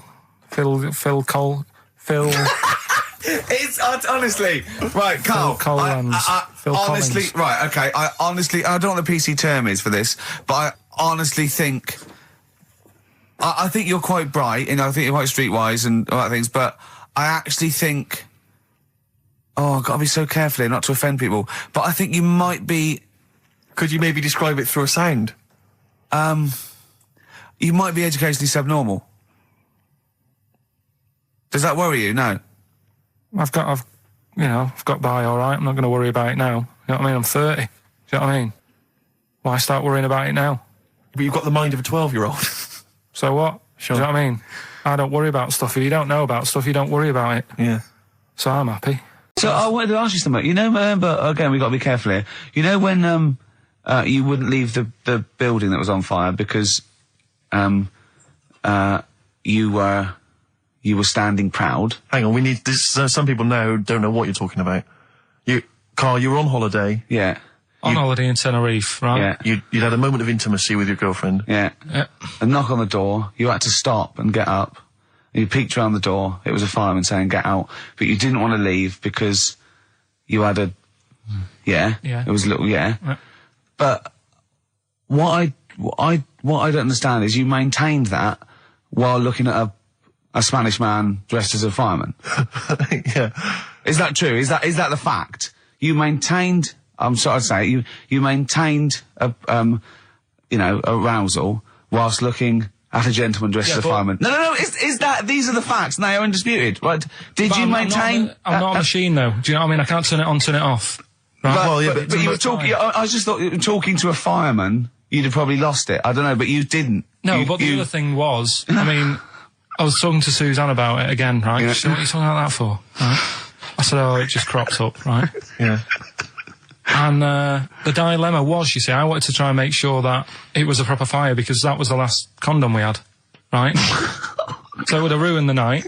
So Yeah. I didn't want to it was like, well, what's going on? Is it, do we need to get out? Yeah. Is it a proper fire? Yeah. And you, and talking to this man in uniform, was he, what did he look like? Was he good looking? Did he look like Ricky Martin, say? Was he good looking? Was he good looking in his uniform? I can't remember. Can't remember. Did he have a moustache? They've been looking on eBay for Victoria Plum. You're joking? Come here and see the photograph. Oh, God, that's fantastic. So that's it. Oh, God, he got that for his mum! It's the worst piece of tat I've ever seen. Carl! Carl. Imagine how... Oh, Gutted. Carl. Imagine how... Look, think of him now, right? There it is! That's the worst thing I've ever seen! I'll tell you, it looks like a Diddy man gone wrong. It's it looks like a extraordinary. Diddy man prostitute. That is... Is that the one, Karl? Is that... Well, it was a different colour. I had a yellow at mine. No, but look, how do they get... Tell them they Okay, go into eBay. So you need to log on to ebay.co.uk. I'm sure you've used it before. It's the online marketplace, ebay.co.uk. And if you type in Victoria Plum, I'm assuming that you can track this down. That's amazing. It's the worst piece of rubbish just I've ever think seen. how cute he was as a kid, though, doing that. Just think of him, just going... just seeing that and thinking, oh, she likes gnomes! It's the worst thing I've ever seen! I mean, to be fair, I don't know what her prize collection of gnomes looks like, but I can't imagine they're much better than that. I mean, gnomes are a fairly grotesque thing.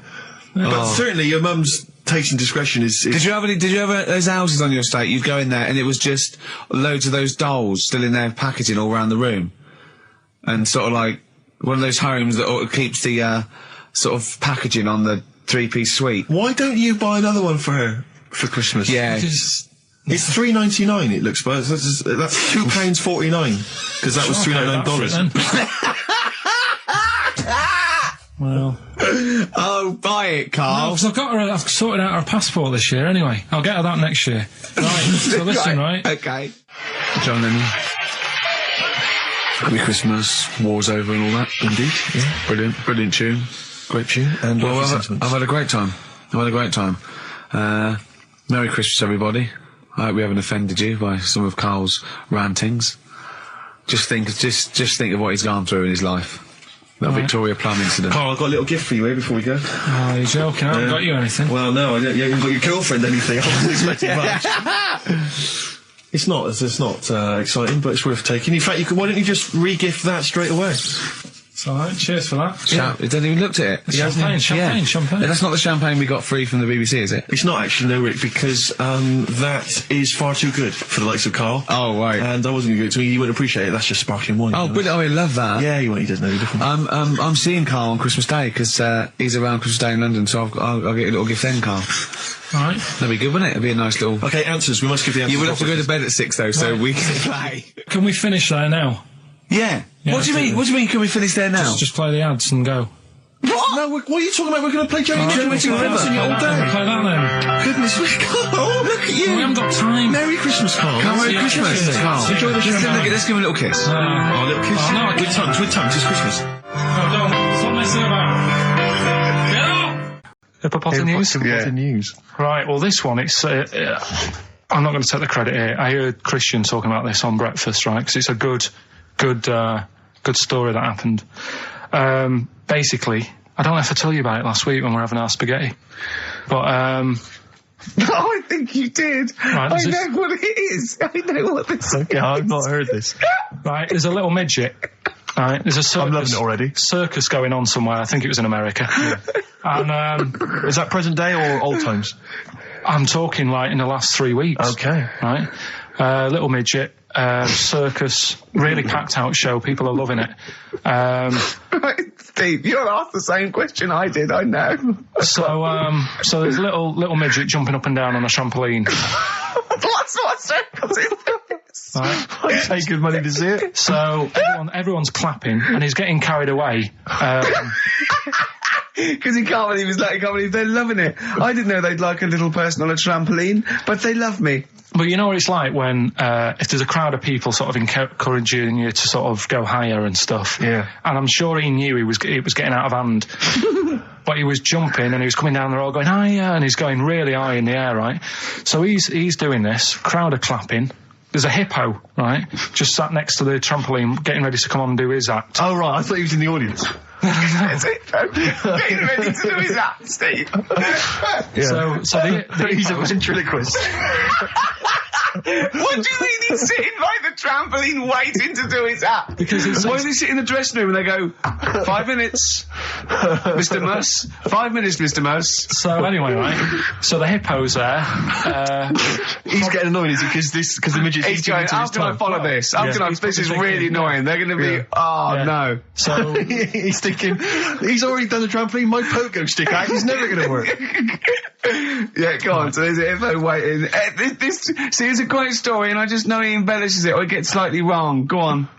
So there's a midget jumping up and down. The hippo's getting annoyed. The crowd are going mad. The midget's loving it. Can't believe his luck. Although you think he probably knows he's dicing with danger. Yeah. So next thing you know, they're all saying higher. He gives it one big, like, heavy sort of landing on the trampoline. Goes really high, but goes off at a funny angle. Oh, hypotenuse. Okay. Yeah. And sort of flies off. Hypotenuse!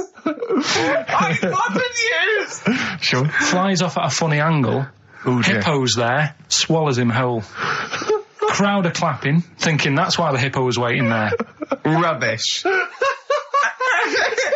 Rubbish. It's not rubbish, though. But no, maybe there was an accident in a circus with a midget and a hippo, but at no point was this hippo waiting to go on, going, come on. The midget flew off at hypotenuse and landed in the hippo's mouth and was swallowed whole. This is what you embellish it. That is great. And what's I that? have to say, though, Rick, when I heard midget, trampoline, hippopotamus, I was thinking accident waiting to happen. Yeah. So... Yeah, maybe. I mean, it is that you should never put those three together. Never. It's a recipe for disaster. Everyone knows that. Midget, trampoline, hippopotamus. Are you mental? You're asking for trouble. Well, you know when he told me it, he said, and the midget. He didn't mention the hippopotamus, and he said the midget went on, and soon he fell off, and the hippo ate him. And I said, sorry, what was the hippo doing there? He went, it's a circus. He was He was one of my best mates. Was he really? Yeah. Seriously? Yeah. What do you reckon he's doing now? Do you still keep in touch? When my mum and dad were still in Manchester and they had a butty shop, he used to go in because the bookies was next door. I love the way you paint a picture. If you did this in your history exam, Carl, you will walk it. Go on. So your parents had a butty shop. There was a bookies next door. Yeah, and he liked having a bit of a gamble, so he used to. I think he works for some insurance company. Do you think that his fiancée Beth knows he's got a gambling problem? Or that his 2-year-old son Lewis? No. Yeah, they live in Cheadle Holme. Hume. Cheadle Hume. He must be doing well. He's still supporting the Blue Army and frequents the shrine on a fortnightly basis. Funny thing with him is, right, when I used to stay over at his house, and his dad was a copper, and I remember his dad came down and said, right, I want to see you two. I was like, oh God, what's happened? And got us round the table. And he said, do you know much about drugs? So we were like, what's all this about? So he goes, you know, they're not good for anyone, you know, the stupid thing to get into. And we're like, yeah, we know. And he went, you know, do you? We said, yeah. He said, what's this then? And he'd found something in his bedroom, and it was a Skittle. What, the sweet? Do you know little sweets with the S on it? And Oh, really? Drugs. Yeah. So he said, well, yeah, it's a Skittle. Yeah, I know what it is. Oh, he was bluffing like that as a slang word. Yeah, he thought because he was a copper, he probably had to be down with all the terms and that. So we said, oh, it's a Skittle. And he said, yeah, I know what it is, but what's it doing in your bedroom? Oh. It was like, no, it's a toffee. He seems to be a little bit happier. Last week, I mean, we were worried about you. You sort of slipped into some sort of like weird depression. You played placebo twice, so you weren't concentrating. I know you're going to say that me and Steve were annoying you, but, you know, that's an easy excuse. I mean, I think the listener can make up their own minds.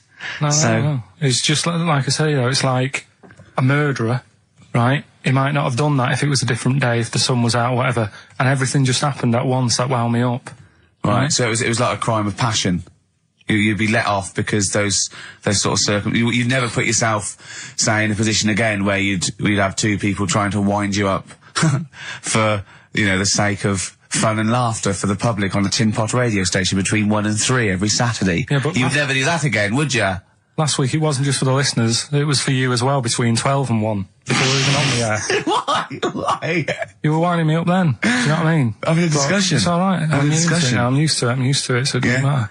But I found out that I can't do this job anymore, I can't do these sort of jobs where you've got to be happy all the time. Well, you don't have to be happy all the time. No, you do, You really. forget that for the... Yeah, but I can't. Do you know what I mean? I've got things going on in my head. And do you think when Bobby Davrose had a bad day that he doesn't go on stage and give 100%? No, but that's... Do you think Les Dennis let all that stuff get in his way when he did that theatre tour to the people in front... Sometimes he had audiences of 7, 15 people. Yeah, and he just went, it's them. It's not a private life, forget that. Bang. Yeah, but good on him. Yeah. He can do that, but what I'm saying is I can't. He's a professional. So I was talking to Suzanne about it, because, you know, it did get me down last week. Suzanne's your therapist? Minder. Yeah. Saying to her, you know, I can't do this sort of job. Normally what I do in the week, you know, I'm tucked away in a studio. If I'm annoyed, no one knows about it. I get my head down, I get on with it. Right, do you tell him? Go on, next. You know what I mean? Next. Right, yeah, but sorry, but what's your point here? So every Saturday you've got to come here, you've got to be happy, we've got to go, oh, Karl, are you alright? Oh, you're right, your hair looks nice. No, but you know what I mean? That's the first time, innit? Normally people listening go, he's a happy fella, do you know what I mean? They never think you're a happy fella, Karl. Well. They've never heard you laugh. No one has ever... seriously, we get emails all the time, no one's ever heard you laugh. Yeah, but I'm still happy, you don't have to... Well, are you? Yeah. You don't look happy. But anyway, that's the problem with this job. And, I was thinking about it, if do you know, like, if you're a doctor... Sure. And you're on a plane and something happens... Yeah. Even though you're on holiday... Yeah. You might have to save someone's life just because you can. Next. And I'd be thinking, I'll keep quiet. Sure. I love that. Yeah. See, that's one of the reasons why you didn't actually qualify. as a surgeon. Yeah. I mean, you can still do your consultancy stuff. Oh, sure, but, you know, you don't actually want the knife in your hand anymore. Brilliant. So you're giving this up, are you? Sorry, and how is a doctor on a plane comparable to this? Because that is just the same situation. Do you know what I mean? He's probably got in his head, he's shut off, he's ready for his holiday. He's going to Hastings for a night. Someone, you know, has a little bit of tummy trouble or heart attack or whatever. Yeah. And is he a doctor on the plane? And he's like, he's going on holiday. Do you know what I mean? I've got to loosen his tie. Yeah. I can't do But what I that. don't understand, Karl, is you get paid to do this. It's not like we're forced. It's not like it's your holiday. You know that this is your job of work. This is paying for your new kitchen. Exactly. Yeah, but I've got the kitchen now. It's done, isn't it? Right. Never Okay. okay. Go swimming. Bong! Dwarf to live in a glass box. Dwarf to live in a glass box. Yeah, it's meant to be art or something. It's not though, is it? What? Meant to be art? Why is, yeah, well, whose idea is this? Is art, or is it someone hired a dwarf to live in their box? It's just a box, and he can even leave when he wants, apparently. He can, like, go, I'm hungry, I'm going for a walk, and he puts a little note. If it's Damien Hirst, he might end up in 4 bits. So just be careful. But to me, that's like that thing when I said to you about the woman in the jar. What woman in the jar? The woman in the jar, they go, oh, come and see the woman in a jar. And Yeah, then it turns out it's a big jar. So Yeah, it's it's a like, big well, jar, put me yeah. in there as well, then. Exactly. It's not yeah. special. Yeah. And that's the same with him. It's a big box, he's a small fella. What's good about that? What do you want to do, though? To compress matter? But hang on, it's not a world record-breaking attempt. It's supposed to be art. No, what's art about that? Well, I'd like to What's try and art justify about it. that? Oh, can we do a show for BBC 3? Karl Pilkington going around, what's art about that? Yeah. That is brilliant. What's art about that? I'd love that. Would you? I'd love that. Me and Steve are going to do a thing called Is Art Rubbish, where we go round and we chat about it. Yeah. But we can hand that over to you if you want to do that. If anyone from BBC 3 is listening, Karl Pilkington, what's art about that? All right? Weird, isn't it? And what would you go around like Sensation and things like that and Saatchi and going... Dali and that. You put a sheep in formaldehyde, what's art about that? Our butcher does it. All right. I'll tell you having a what. go. Right, okay, okay, we're going to play a song now, and I'm going to tell London Karl's confusion over evolution. Right. Better you two? Oh, brilliant. Sweetest thing. 104.9 XFM, 104.9. You two, the sweetest thing on XFM. Ricky Gervais, Steve Merchant, Karl Pilkington. So, we're with Karl in the week. So, what can we do this week? I'll say, well, don't do Rockbusters, that's dead in the water. I hope the listening public agree with me.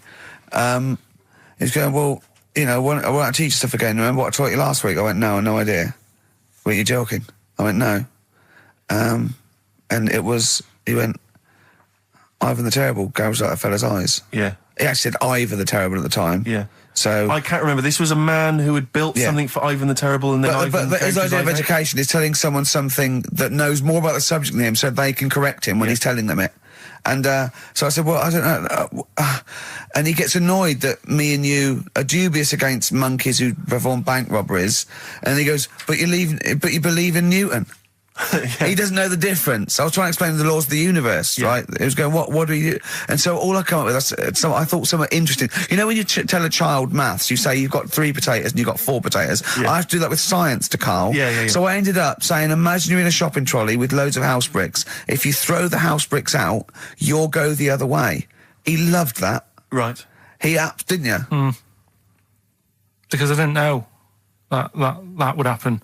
And it's sort of useful to know. It sort of explained a bit to me and stuff. Yeah. Right? And that's why I like doing stuff every week. I think listeners go away going, well, I didn't know that. Do you know what I mean? Karl told me something there. They forget it instantly, just like we do. We're friends of yours, and we forget it instantly. No, the annoying thing with you is, Steve, not so much, Ricky, at least he'll listen now and again, you'll just dismiss stuff straight away.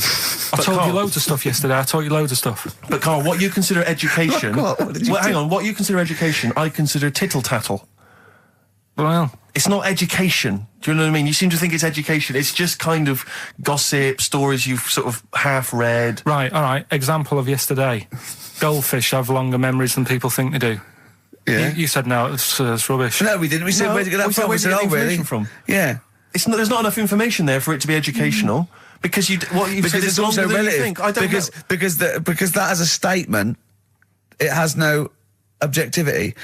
Goldfish's memories are longer than some people think. That isn't a fact. Exactly. Because we don't know how long do people think a goldfish's memory is. Do you see what that isn't a fact? Whereas Newton's laws of physics and the universe are. Right. Yeah, but it was just a little thing. And I taught you more than that. I said about there's loads of Chinese people, if you put them in a line, you can't get to the end of it. I don't know what that means. I don't know what that means.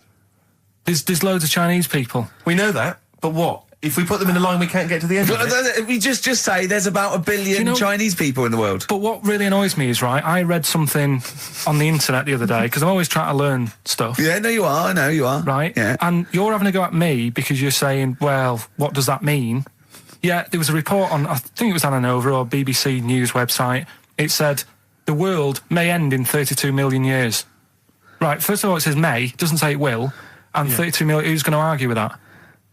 And yet they're allowed to put that on a website. You're not having a go at them. No, but Carl, you didn't read on. There's more information. That wasn't meant to be a newsflash to worry people. That was like, oh, scientists have discovered that possibility. That was just like. Yeah, but again, possibility. No, but Carl, yeah, but there's other paragraphs that you haven't read. You see, that'll have to give explanations as to why they think that might happen. So therefore, it becomes a news item. It becomes educational. It's not just the headline, the bullet point. The headline's just supposed to. It's supposed to draw you into the story, so you read on. That's not all the information. But then I was trying to come up with things to excite you, and I realised that I was opening a can of worms. I was trying to come up with facts for him. He was going, give me facts. So I said, oh, okay. Why can't an owl? Why does an owl have to turn its sort of head 180 degrees? And I said, it's because the eyes are so large, it has a huge focal point for its sight, that they can't move within the skull, right? And he went, well, why'd they do that? Why don't they just do it, give them normal eyes, and then not have to turn their head? I went, what do you mean? Why didn't they? He went, well, whoever did that. I went, well, it was evolution. He went, it's like giraffes. I read that giraffes grew their necks to eat food. So they didn't grow their necks to get the food. The ones that had upshots lived longer and so got the food and passed on their. He went, yeah, but why didn't they just give them wings? I went, why didn't who just give them wings? He got angry and went, whoever gave them the necks. his understanding of evolution made me fall on the floor. Who do you imagine is they? Because you don't believe in God, do you? So who is it you imagine is they? Well, whoever made us sorted us out. Who? I don't know, it just happens, doesn't it? Yeah, exactly. Well, there's no will to evolution. It's natural selection, isn't it? I still don't get it, though. We talked about an hour, didn't we? I know. Yeah, but to be fair, I watched as Ricky tried to give you actually what was quite a concise and educated version of evolution. He tried to explain it to you, and I have never seen a person lose interest quicker. But I tried to use actual fact, then I tried to use metaphor and analogy, then I showed you some computer programs to show what biofeedback is and everything. I tried all these things, and Steve's right. You were looking out the window. Have you ever spoken, Karl, to someone who's got Alzheimer's disease? And you try to explain who you are, and they're listening, and then that's what you're like. It's extraordinary. So, yeah, the things that annoyed me was, like, you get bored, sat around the pool after a couple of days. I'd read my book. Yeah. There wasn't much going on the... Not even any crabs to throw sand at, was there? No crabs or anything. They wouldn't bother with Lanzarote, right? So, decided to go on a little trip. That's when I saw the volcanoes and that, 36 of them. So we go on the trip, and the thing that annoys me, it does happen every holiday that you go on. If you go on a sort of a package thing, they have these trips, right? And you pay about 40-odd quid, and they give you some wine, so it make it feel like you're getting your money's worth. But how many of these trips have you been on then? Loads. Probably about 12. More holidays than I've had. Go on. So anyway, so you're on the coach, right? And they take you for the volcanoes. They took us in the middle of nowhere. Yeah. Right. There's nothing else round there. Sure. It's like I say, it's like Mars, but with holes in the ground. Yeah. Right. And they sort of drop you off, and they go, right, everybody, see you back here in an hour. There's loads of volcanoes for you to look at, and a coffee shop over there.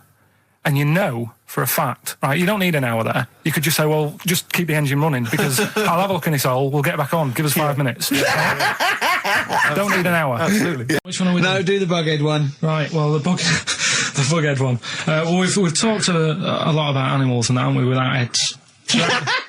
Surprisingly, we have.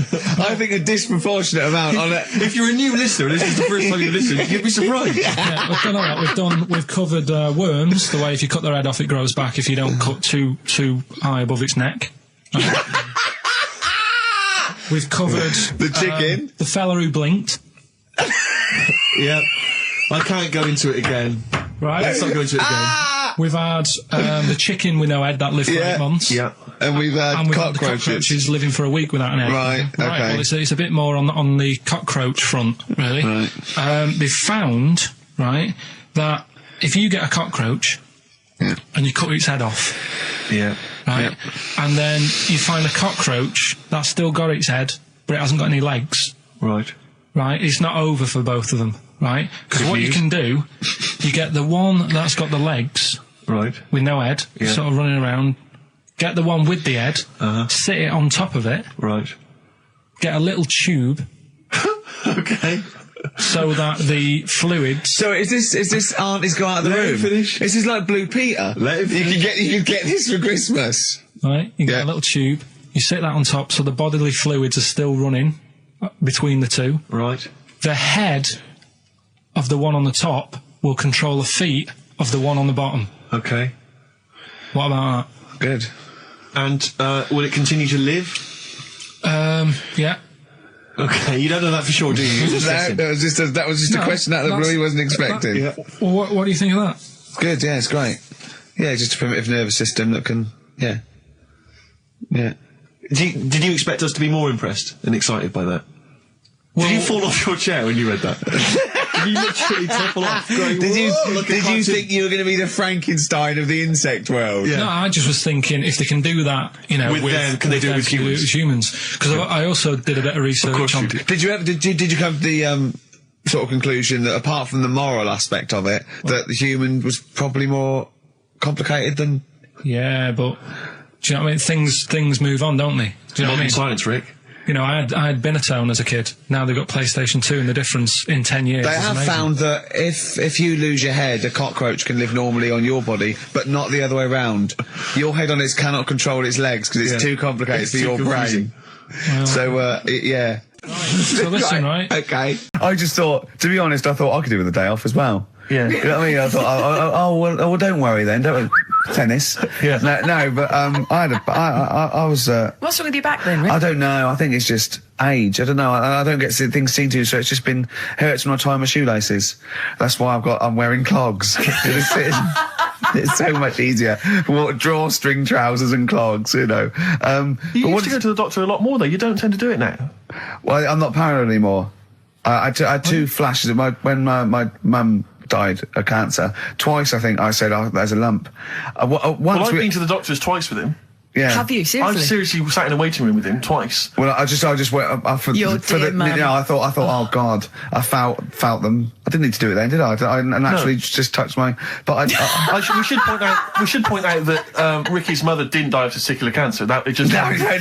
But I had that's so I thought, oh God, well I've got it now. And I think I went along once with testicular cancer, didn't I? Yeah, you had the testy problem once. I remember because I remember sitting in the waiting room looking through an old Argos catalogue with you for some reason. I think that was the only thing to Then read. I thought I had throat cancer, didn't I? Because I think you had a bit of a sore throat, didn't you? But then I think I've got over that. I was just like, sent me a bit. So, it's just Why a were you bad fiddling back. around down below? Because I mean, it wasn't like I called on you to do some work and you said I've got to rush to the doctors. I think it was like lunchtime. Yeah. So you'd obviously be meddling around down there. Well, I know I tested you a few should, times, but I'm Steve. never You should sure. always- during the day? you I mean, can't always you do that check. when you first get, maybe before you Yeah, go to but bed? Ricky does like Not to- in a restaurant when we're eating dinner. Yeah, but he likes to, he has a Certainly not showers spaghetti midday. and kumquats. Exactly. That confused me. I don't know where the You hands put were. it right off my meatballs. Oh dear. But Ricky, just to clear it, you are okay, aren't you? Yeah, of Just a course, bad yeah. back, Yeah, just a bad back. Yeah, let's have a record, shall we? A bit of I'd Bruce love to, Springsteen, be lovely. During breaks and Painkiller on XFM 104.9. Ricky Gervais, Steve Merchant, Claire Sturgis. Yeah, no, it's good to be here. I'm missing Karl. I'm missing hearing Karl, actually. Doesn't Shouldn't make me mention laugh. him because people will remember then. They go, oh yeah. I know. We're trying to pretend. How are you, Sturge, by the way? We've not really said hello to you. I'm very well, thank you. okay? Yeah. Do you look forward to these occasions when you I get do. to stand in for Karl? I get a little bit nervous. Is it intimidating? I imagine It is. would be. No, it is a bit intimidating because he's such a funny man.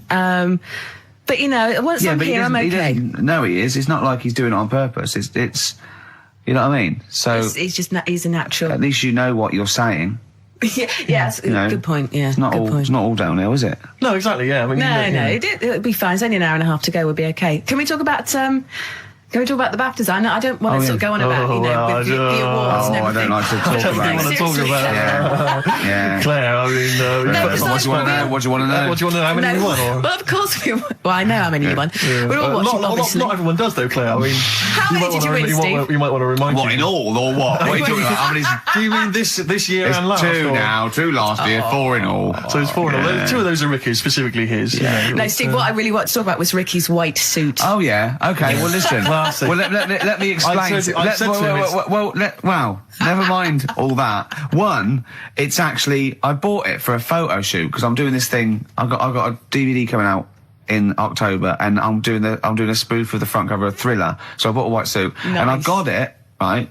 And I thought, well, I might as well wear that then now and get it dry clean. I thought you blagged it. And I thought when I put it on, I looked a bit like Sean Connery as James Bond. Apparently, I looked like Tattoo from Fantasy Island. The little midget guy. Yeah. Sure. Which was, I did watch it back, and there are some resemblances. At one point, I did plan, which was, I don't know why. Yeah. I thought, well, when he suggested he was going to wear it, I said that's crazy. I said it's madness because I knew it would come back and haunt him. I got away with it though. Well, did you? No. I mean, what was it I said to you? We were talking about it, and he said, he said, what are you wearing it with? A sort of white shirt and a white tie. I went, no. I wear a black tie. He said, right. He went, you should do it with the white shirt and the white tie. He went, do that whole Randall Hopkirk thing. And I went, well, that's what I'm worried about. He went, what, you're worried people think you're a ghost?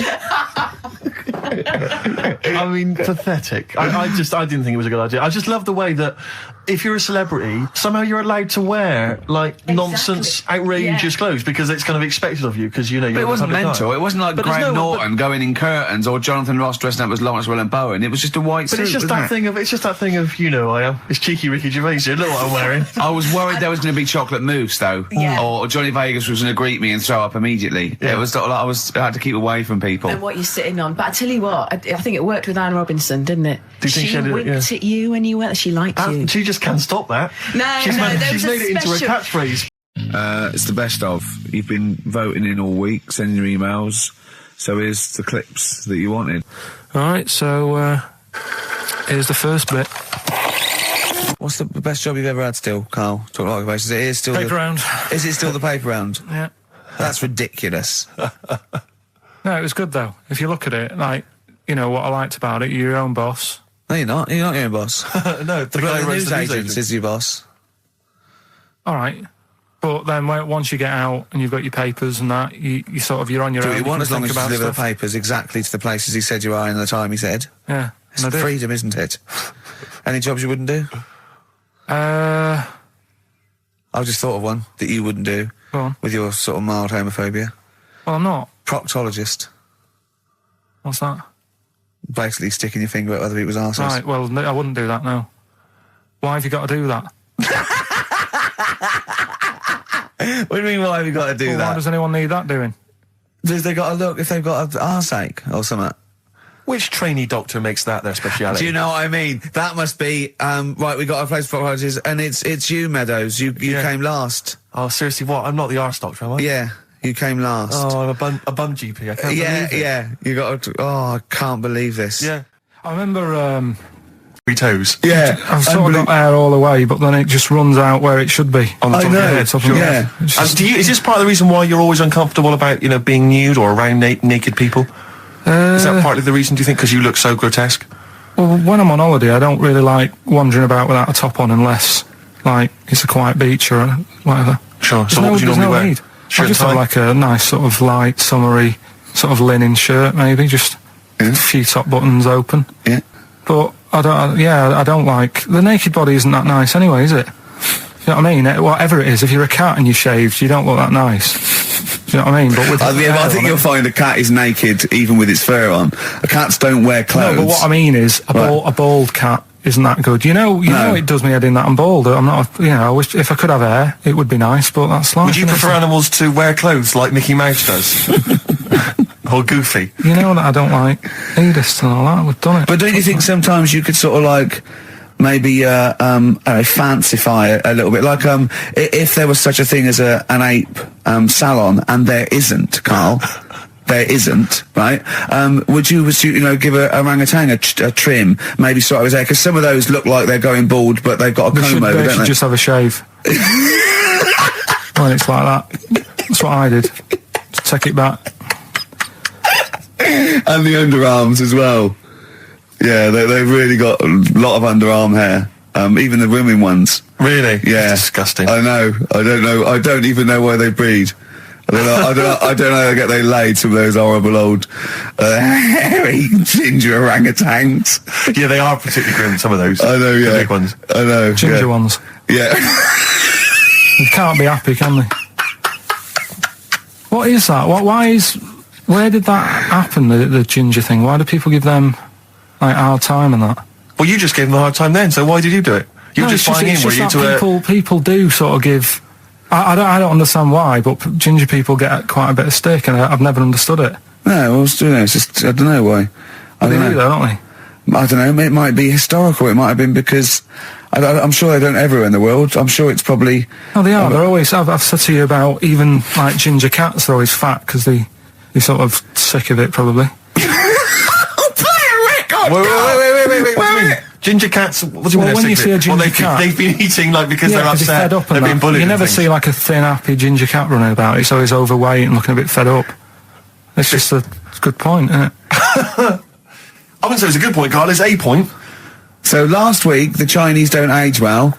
Now, anything ginger, including cats, are sick of it. No, but I'm just saying... Are you ginger? Would you like to take issue with any of Karl's points? 83 XFM is the text. You can text us. Maybe you've seen a thin ginger cat. I'm not having a go, though. That's what I'm saying. I'm just saying it's weird how people give them a hard time. And it's if I could have hair, I'd go for ginger hair rather than being bald. Really? How many cats do you say you've got through? I'd say whilst I was living at home, I mean, it's still on the increase even though I'm not there. So whilst I was there, probably 5. God. Wow. Oh. Yeah. And were you upset each time, or you just got used to it? It's one of them things, isn't it? Like I've said before, when you first see something, it's a bit of a shock. Do you know what I mean? It's like the Elephant Man or whatever. Yeah. First time you see him, it's that sort of, oh, look at that. Yeah. Do you remember the first time you saw Steve? No, I'm not being funny. Do you remember the first... Yeah, but I've said this before. It's always... Then you get used to how people look, and you don't... No. I'm going to burst. You have to play a record. No, but... Because I just see Steve's... I was telling you about the woman over the road, where I live. The one that walked around naked? There's a woman who walks about the flat naked, This is when Karl was watching a woman naked, then she looked at... saw him looking, so what he did, this is the genius he did to get out of this, he pulled his pants down so he was naked too. His girlfriend comes in and goes, Karl, what are you doing? He went, I can't tell you now, but don't look out of the window. Yeah, go on, sorry. That woman, she's bought some blinds.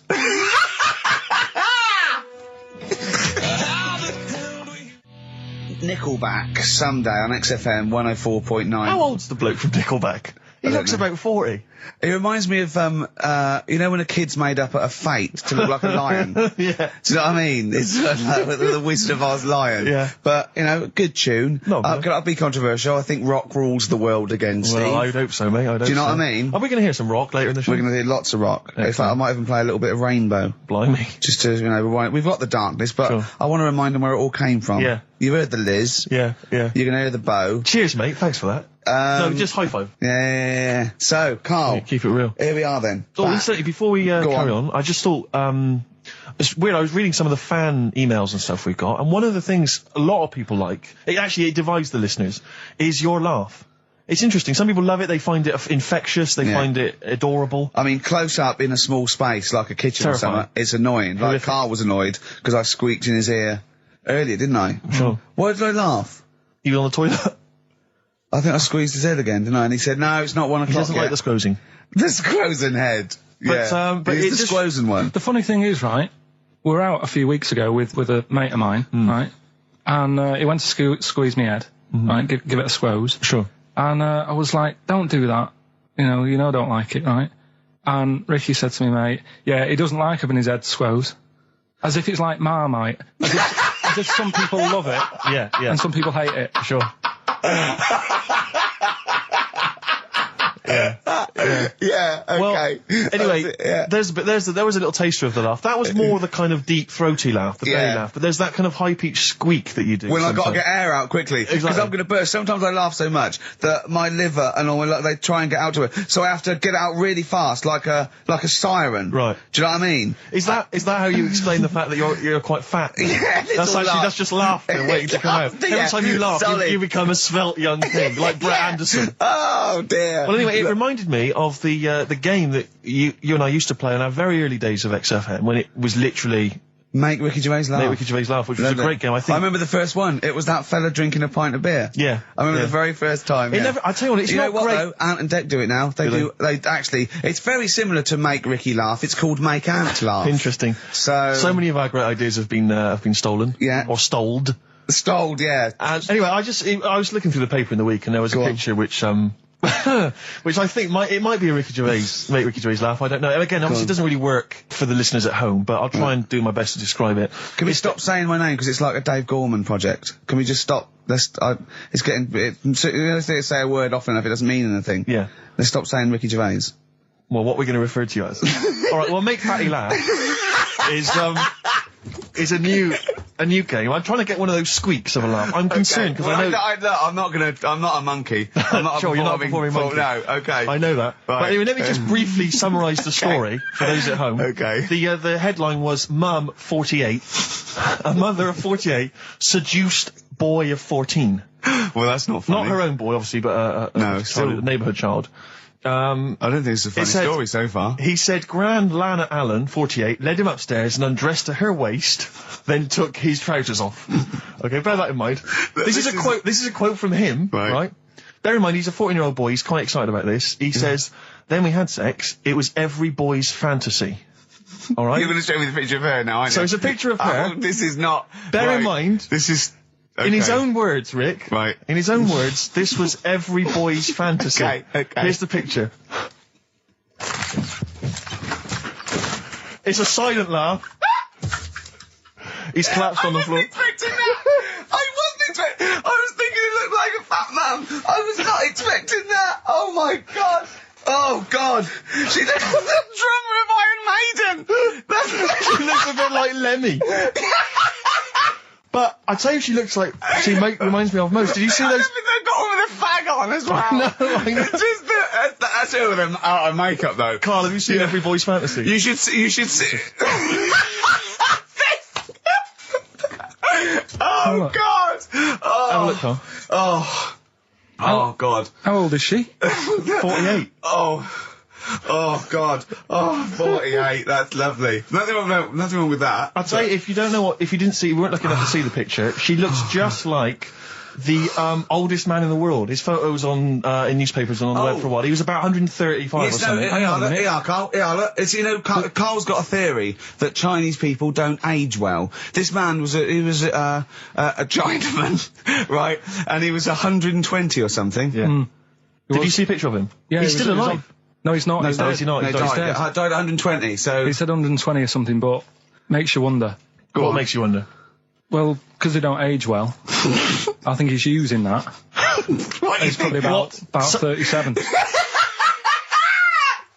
Oh god! Honestly, we walk down the street, right, and we see an elderly Chinese person, Yeah. right, and Carl would go, "Oh, I just think he is." Yeah. Like it's not. I don't understand this notion that Chinese people don't age well. I don't know where this has come about. No, I mean, I'm not having a go. No, right? of course not. I never want anyone to think I'm like having a go at them. But they are really good looking and they're healthy and that. Till they're about. I've never seen one, right? Can you Scared now. can you tell me if you've seen a Chinese person who's about 30? It's either 20 or 50. There's no middle ground. This is what I came back for. This is 2 hours of absolute drivel from the brain of Karl Pilkington. Let me just check something. So the Chinese gentleman who died recently was 130. Your theory is your theory is that he's maybe in his late 30s, early 40s. Yeah. This is an elaborate conspiracy on his part, because obviously whenever they talk about the oldest people in the world, it is always a Chinese person. Yeah. Invariably. They do, yeah. I mean, they seem to win that every year. Go on. So your theory is that in those small backwater villages in China... Ross McWhirter comes to a little village. They go, the Guinness guy's on the way. He goes, well, until recently, the oldest person in the world, how old are you? And they're so embarrassed, because they think they look about 120, they go, 120, they go, really? They go, yeah, can I have his birth certificate? No. In fact, I think this Chinese bloke it wasn't verified with the conspiracy because he didn't have his paper, Graham. And it was all a con, so Karl could get Mondays off. Poor Graham, the station's struggling enough as it is. Yeah. It's like running around like a headless chicken. Yeah. No one's listening. That's why I don't bother talking with a record down, because there's no loss to London. Sure. Right? It's pointless, this show. We don't do it for the money. We don't do it for the kudos. I don't know why we do it. No. Is there anything on telly at this time? I'm going to have to lie in. I know. But... it's all a ruse to get Mondays. He's got Mondays off now, because he has to do the show, 2 hours, right? And he's still getting paid. And it's all a con, because he knows that he's holding him over a barrel, and it's like, we've got to keep Karl happy. I had Mondays and Tuesdays off before Duncan got involved. You know what I mean, though? And it's like, poor Graham, who's the MD, in charge of the thing, probably pulling his hair out, worrying about the station, right? You know, it's a sinking ship. And then Karl comes and goes, well, I'll do it, but I want Mondays off. He's probably sitting home now. His family, he's probably ridiculed by his wife. His kids almost certainly would have lost all respect for him. That he's been fooled by Karl Pilkington. He calls his mates and goes, I'm busy, Graham. I don't, I just can't think. It's embarrassing. But do you know what I mean? And you think it's funny, and you think you've got one over him. He's going, Monday's off for 2 hours. Yeah, you do. You think, and now you're embarrassed. We've said it on air. But you're only conning yourself in the long run. Because, do you know what I mean? I hate that sort of, the world owes me a living, what can I get out of the world? What are you going to give back to the world, Karl? What are you doing now then? Are you going to prepare Mondays? What have you prepared for this show now? You've had 3 months to prepare. Yeah. What have you got? What have you got for us? Okay, what's happened in the last 3 months? What? In this place or just my life? Well, what have you got for us? 3 months, we're turning about, you get Mondays off, you're getting paid for it, you've got a cushy deal, you're having a laugh, you're taking the piss out of the management, right? So, what have you got for us? Give it to us. I've kind of, updated Rockbusters a bit. Right, brilliant. Yeah. Right, so, and you said don't mess with it. If something's good, don't mess with it. What do you mean it wasn't good? It was never good. It was never good. No, of course we had to fix it. It was fun to do. It was a laugh. I mean, I imagine it was much more fun for me than the 450 listeners. You know what I mean? I enjoyed it. I enjoyed squeezing your head and dressing you up. No, but that's just it. When I had a meeting with Graham, right, I said, look, I'm not being funny. I don't want to do it anymore. Yeah. I've had enough of it. Yeah. And he was like, oh, what's up with you? You sounds like you have a right good laugh. I said, yeah, but that's all good acting and stuff. I said, it's hell in there. I said, like he's talking about Vietnam. Yeah. I said, having my head squoze, right? What? Squoze is still not a word. We've been away 3 months. It's still not a word. Right. Yeah. I said he's putting a dustbin lid on my head. Yeah. You told this to the MD. He's hitting me with a tray. Yeah. He's chucking toilet paper at me. Yeah. And he said, yeah, but that's all over 2 years. I said, no, that was the same day.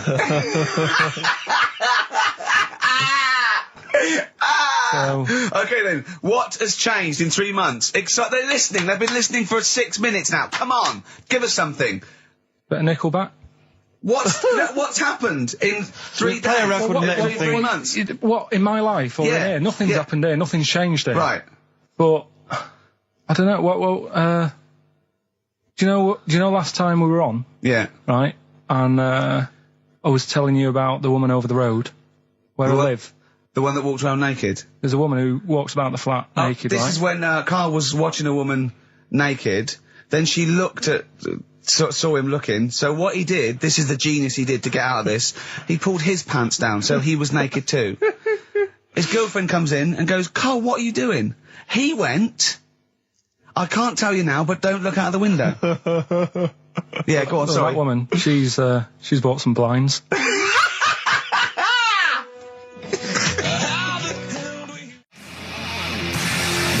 Darkness. I believe in a thing called love on XFM 104.9. I'm Ricky Gervais. You're Steve Merchant. Sure. That's little Karl Pilkington over there. Where is he? There he is. There he is, yeah. All right. Yeah. Hey. Back together again. The old gang. Yeah, it started last week. Yeah, I think triumphant return. I think it went well last week, didn't it, Karl? Good show, wasn't it? You loved it, didn't you, Karl? Brilliant, right? Yeah? Yeah. Now, you weren't speaking to Suzanne last week at this time because you said she had a haircut, probably quite an expensive haircut. She's a lady in media. She's got to look good. She probably doesn't go to the barber like you or just shave it at home. Probably spent quite a little bit of money on it. She came home. She thought, well, my sweetheart, my lover, my sweetheart, you know what I mean? The man in my life is gonna love this. Well, he adores everything about me. He's gonna love my hair. She walked in. Hello, Karl. All right. You look like Dave Hill from Slade. Is what you said to the poor woman. And then talked about it on air. She was furious about that. So what did you do? Karl? She did listen, yeah. She wasn't happy. And she heard you slagging her hair off? Yeah. Well, what so this is probably annoying her now. Well, no, it doesn't matter. We can do a lot today because she's at work.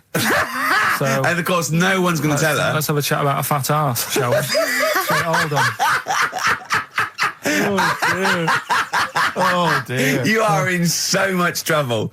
That's. Look, he's realised he is a little bit worried. Oh, didn't you go and buy her a coat or something? Took her out on Sunday and treated her to a new coat and that. Yeah. But I offered, I said as well, I said I'd pay to have it done again. Oh no! Karl, you have. Oh God!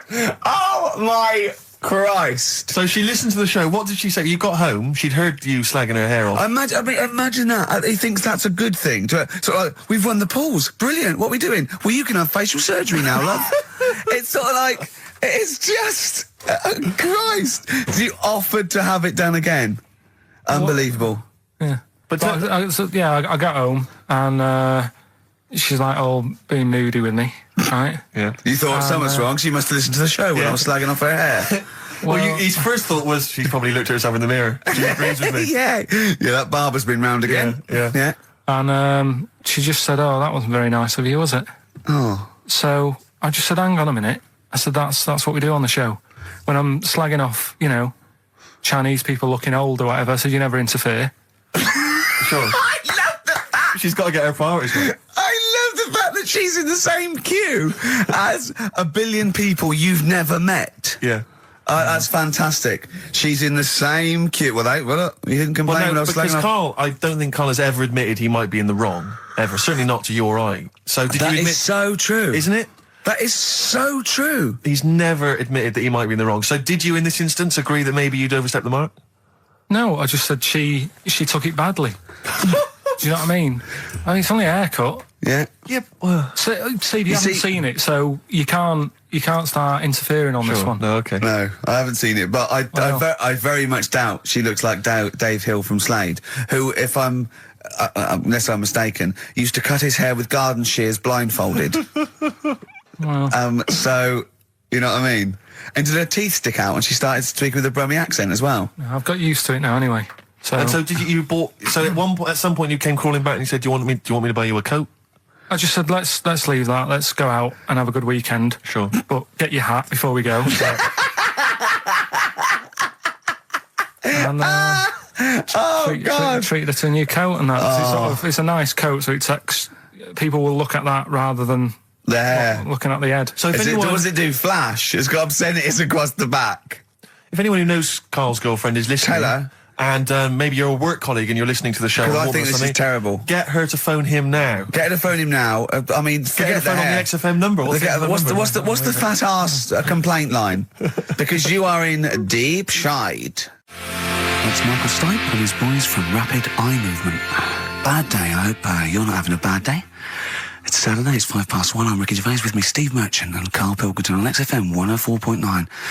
Big up and a big thank you to Alex Zane for the last 3 hours. I could do it. How long could you keep going with That's that? it. That's it? That is it. Because you see, Alex Zane, we came in while he was doing his last link, and he's an absolute pro. He really is. I was watching him, and he was, at home, you probably think that he's giving you his full attention. He's not. He was looking through a listings magazine, probably figuring out what movie or theatre piece he's going to check out, with a lady later. Yeah. Probably going to cruise down there with a couple of, chicks. Yeah. And he really is an absolute pro. Yeah. Looking at you, Ricky, and it's like you can sustain it for a while. Yeah. You're a talented performer, Yeah. but it's sort of, I don't know what it is. Is it concentration with you? It just ebbs away almost instantly. And you try and do 2 things, 3 things at once, but normally on air, that's you eating, picking fluff out of your belly button. I never once, when we were on the set, we're there with The Office, and I'm trying to put off actors, just coming up ways, instead of like member lines, coming up ways to sort of ruin the show or make them laugh. And you came out and went, Rick, it's like having your own TV show isn't interesting enough for you. Just concentrate, it's lunch in an hour. I went, yeah, all right. Well, the radio show even less so. I mean, you really can't be bored. How long do you think your interest you sustain your interest? I came in too early because I got bored just before we came on air. Sure, okay. I came in too early. I got to stop getting the cabs quite early. Yeah, so you're bored now. I think I've got to get about 5 to 1, and then I think that'll last me till about 1:30. Again, as he was saying that, he's not giving you his attention. He was kind of leaning back. He's put his feet up now on the desk. I've got to get comfortable, haven't I? And this CD rack's in the way. Sure. Well, you get yourself comfortable now. Get yourself settled. And then sort of... Because a lot of people will move them... Oh, Carl, when's your train? In a minute. I'm going to get going now. I'll see you later. Thanks, Karl. Brilliant. What are you playing? You can play a song? Kirsty MacColl. Yeah. I'll see you later. Kirsty MacColl, New England. Karl Pilkington has left the building. He's rushed away. He's on his way down to Cornwall. And we're left by ourselves. Indeed. In the room. See, if we can do this... If we can press all the buttons and not make any mistakes, strictly speaking, there's no need for Karl. I don't mind if we make mistakes. Well, no, exactly. We never worried in the old days, No, did we? sure. I think Karl is going to love Cornwall. Because I think, one, the mayor is probably an animal. Yes. And I imagine the townsfolk think like Karl. Yeah. Do you know what I mean? I imagine he'll stay there. He'll be made king. Have you ever seen Return of the Jedi?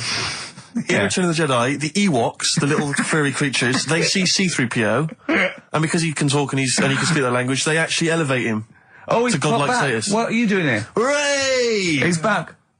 What are you doing? You could have stayed till the end. I'll see you later. What are you doing? What are you doing? Right. Right, well, there he is. He's on his way. Yeah, if you're listening online in Cornwall, I mean, I can't imagine that's ever going to happen. But, you know... on a clothesline with a bean tin at one end and a big bean tin in London. Or if I'm cool in London. Yeah, or if the foil helmet you wear to fend off laser rays from aliens out of space are somehow picking up the show, then Karl's on his way. Look forward to meet the bold one. Because he's got a sort of like, you know, the obligatory sort of red face that would go well down there now. Because I think he's been out in the sun, or he was... pre-boiled when he came in. But he's rushing down to Cornwall now, going from Paddington Station. So, you know... If you're in the Paddington Station area, you want to pop down there and sort of wave him off, then do. Yeah. Don't be afraid. That's not a dirty sexual act. Wave him off. Yeah, I'd love to wave him off. Did you have a good holiday, Karl? Yeah, it was alright. It's alright. Went down to Cornwall. Now you're going to the monkey some odd people down there, Steve. Well, don't look at me, I'm not from Cornwall. Well, you're from that sort of area. Well, not really, but never Genetically, he means. Right. They're weird. Well, you must have slotted right in. What are they weird? What do they look like? Just all sort of odd people. A lot of old people, but not just old, sort of messed up old. What do you mean messed up old? You can't just say that. There was a woman with a funny neck. Okay, in what way was it funny? Why did she have a funny neck? If you were writing an essay, you wouldn't say there was this woman with a funny neck. How would you describe it? She sort of had her head like pointed down all the time. Like, don't do it. It's his radio. No, but just for you, I do like that. Yeah. About yeah. Okay. Right. So brilliant. I don't know. I was saying to Suzanne, what happened? You know, what do you think? Because Suzanne knows everything. That's the good thing about her being with you. You just ask her what happened to her, and Suzanne goes, "Karl, I don't know. Yeah. I haven't been here before." Suzanne, your girlfriend, or mummy as you call her. Oh, sparks are flying. Yeah. I got a little bit of chocolate. Can you just lick a tissue and wipe it off? Oh. Well, she said it might have been like, because back in the olden days, they carried stuff on the... The olden days? What do you mean the olden days? This woman was probably, what, 50? No, she looks about 70. Yeah. But like I do on Cheeky Freak of the Week, right? I always turn it round and we get, like, something good out of it. Something positive, yeah. I said to Suzanne, I bet she finds a lot of money. Cool. Yeah! Always staring at the ground, yeah. Oh, so dear. Good. So, maybe she just had new shoes and she was admiring them. Yeah. Did you think of that? Before you point the finger and judge? Mm. Or a necklace was too heavy. Exactly. So, you're back refreshed. Just remind us again what exactly songs or phrases, because I know a lot of people put it out of their mind week by week. It's a phrase that's, you know, been said on the show a few times, right? I mean, you remember classics, like, What was? We had hairy Chinese kid. Yeah, there's this hairy Chinese kid. Stop squeezing my head. Carl, you're an idiot. Carl, you're an idiot. Some classic phrases. Classic phrases. And so you use various old-time songs and you put them all together, and that spells out the phrase. Before we play that, let me tell you now, you can win. Look forward to this. What's this? The new album from the Star Spangles. That's called Bazooka. Is that out, is it? Never heard. When's Bazooka out? Never heard of them. Never heard of them. The best summer holiday album in the world ever. You've got the treats on there include the Fast Food Rockers and Laz Ketchup. Yeah, I'm waiting for their second single because I don't know what that's going to be about. Sure. Is it going to be a bit more fast food? Maybe like Pret a Manger? Yeah. Yeah, lovely. This is very good. Yeah, 2-disc set, the best of David Bowie. Inspiral Carpets, the best of them. Still don't know how they string that over 3 seasons. No idea. Bowie's is one. Yeah. We mentioned it last week, the American Song Poem Anthology. That's kind of a kooky collection of songs. And we've also got a couple of DVDs here. Stephen King's Rose Red. I've never heard of it. Straight to video.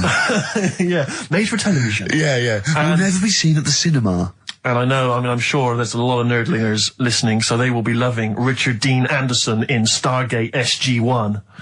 Free inside, there's a collector's card, plus you can win some exclusive memorabilia.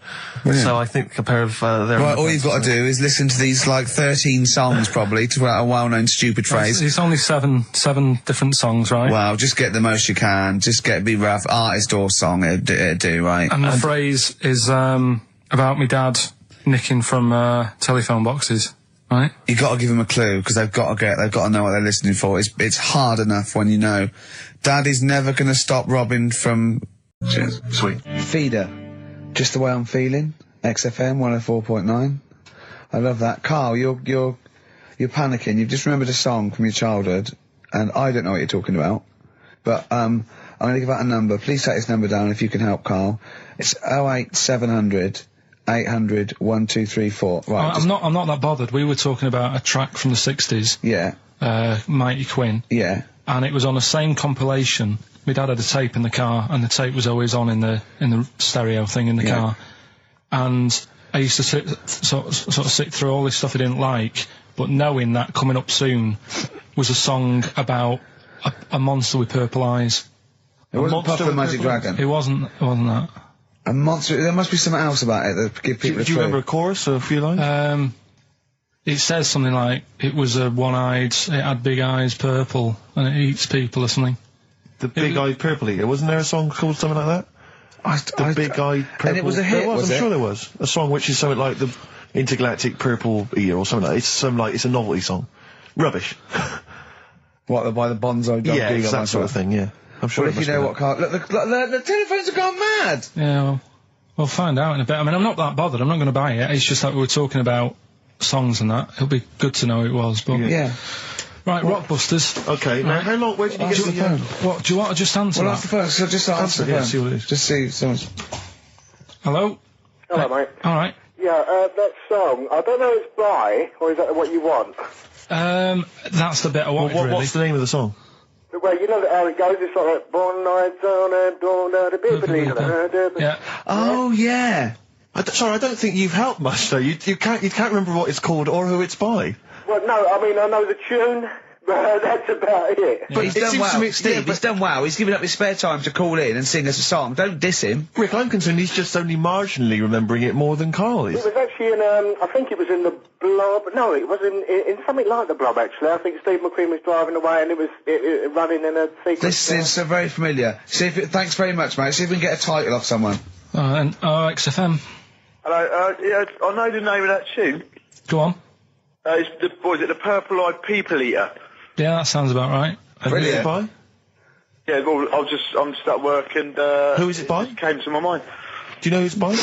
I don't know who it's by, mate, sorry. This is not enough information. I wouldn't phone in if I had half the information. But we asked him just what the tune was. But I want someone like Paul Gambaccini to call in. He knows what chart position it got to. Okay, right. Thanks very much. I don't think this is enough information. That's two people. The thing is, if you know the title, we can put it in the internet, can't we, and find out who did it. Yeah. That's full of brilliant information. Well, thank you very much for calling in. I don't know why they bothered, frankly. Right.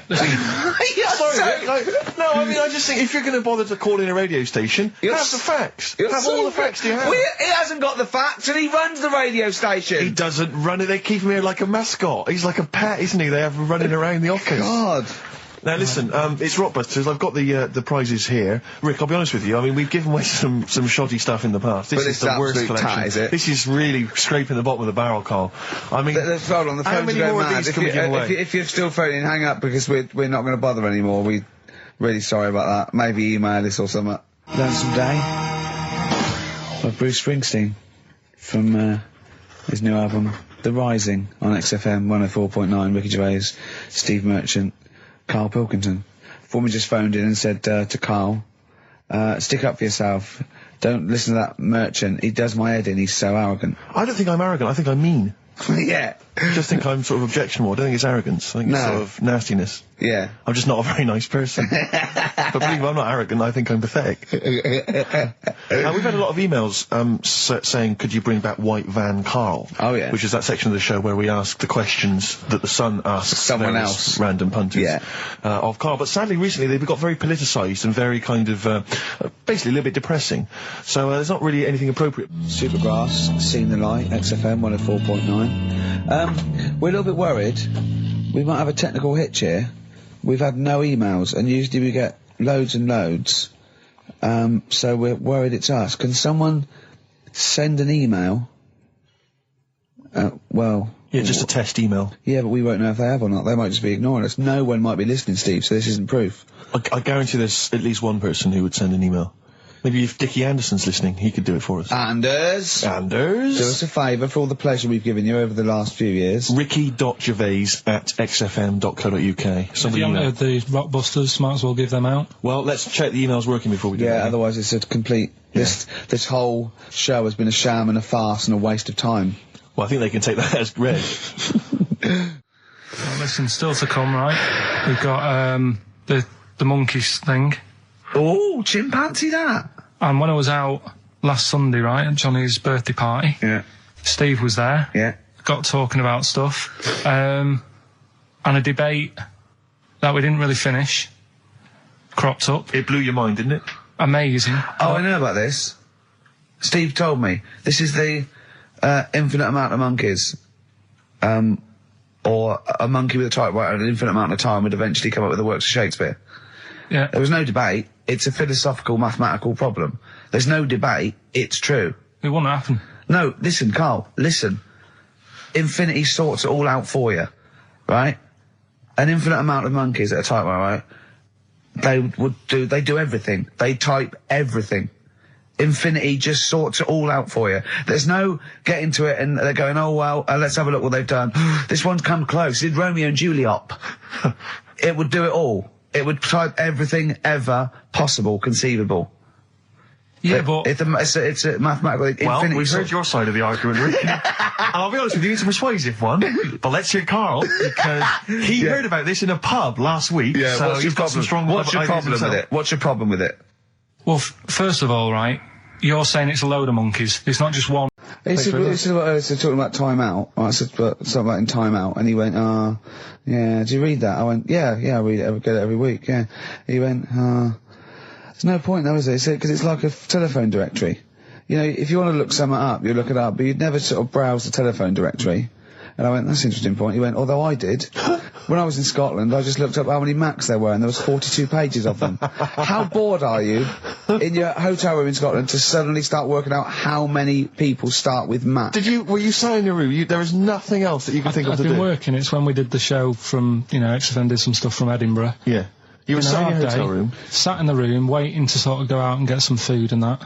Sat there. Why were you waiting to go out and get some food? Because we were all going to meet up. We're going to meet up with, with Simon. So you thought, I'm not going to switch the TV on, I'm not going to read a magazine. The telly was on, nothing was on. I wasn't impressed with anything that was on, so I'm looking around the room. I had a couple of the free shortbreads. I love the fact he remembers. Yeah. He remembers a specific biscuit he had. Yeah. That's fantastic. I had a couple of them, and then, looked around, there was a Bible, and I thought, well, I know about that. Yeah. There's nothing in that I don't know. So, got the phone book up, and I immediately thought, there's a lot of Mac this and Mac that in Scotland, Macintosh. Mac Daddies. Macateer, there's loads of names. So I thought, I wonder how popular it is.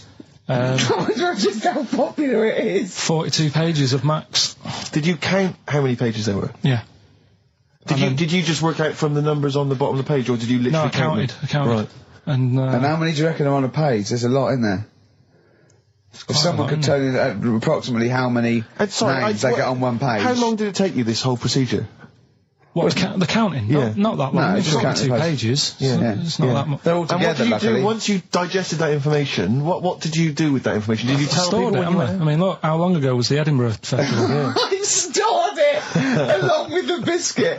I said in the past to you, Rick, that my grandparents, so I love them dearly, but it's like for the last 30 years they've been waiting to die. I know, It's yeah. like they just sort of, it's like, you know, the novelty wore off of life. Life in the 50s. Yeah, they got kind of bored of it. Life, in the 40s, it was brilliant. All sat around the old Joanna as the bombs fell, singing. They loved that. The 50s, you know, that was great as well, because that was the post-war years. It was, you know, it was a bit tight in the pocket, but it was all right. Everyone pulled together. And then the 60s came along, all the crazy music, the funny hair. Let's stay in bed. Exactly. They basically stayed in bed.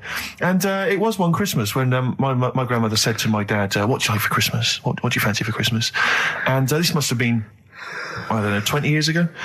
She said, what do you fancy for Christmas, Ron? And he went, well, you know, I could do with a nice big kind of warm winter overcoat. She said, don't worry about that. Don't worry about that, because your father will be dead soon. It's right, you can have his. Meaning my granddad. Well, to be honest with you, my father's still waiting. Which is good news. Good news for my grandfather.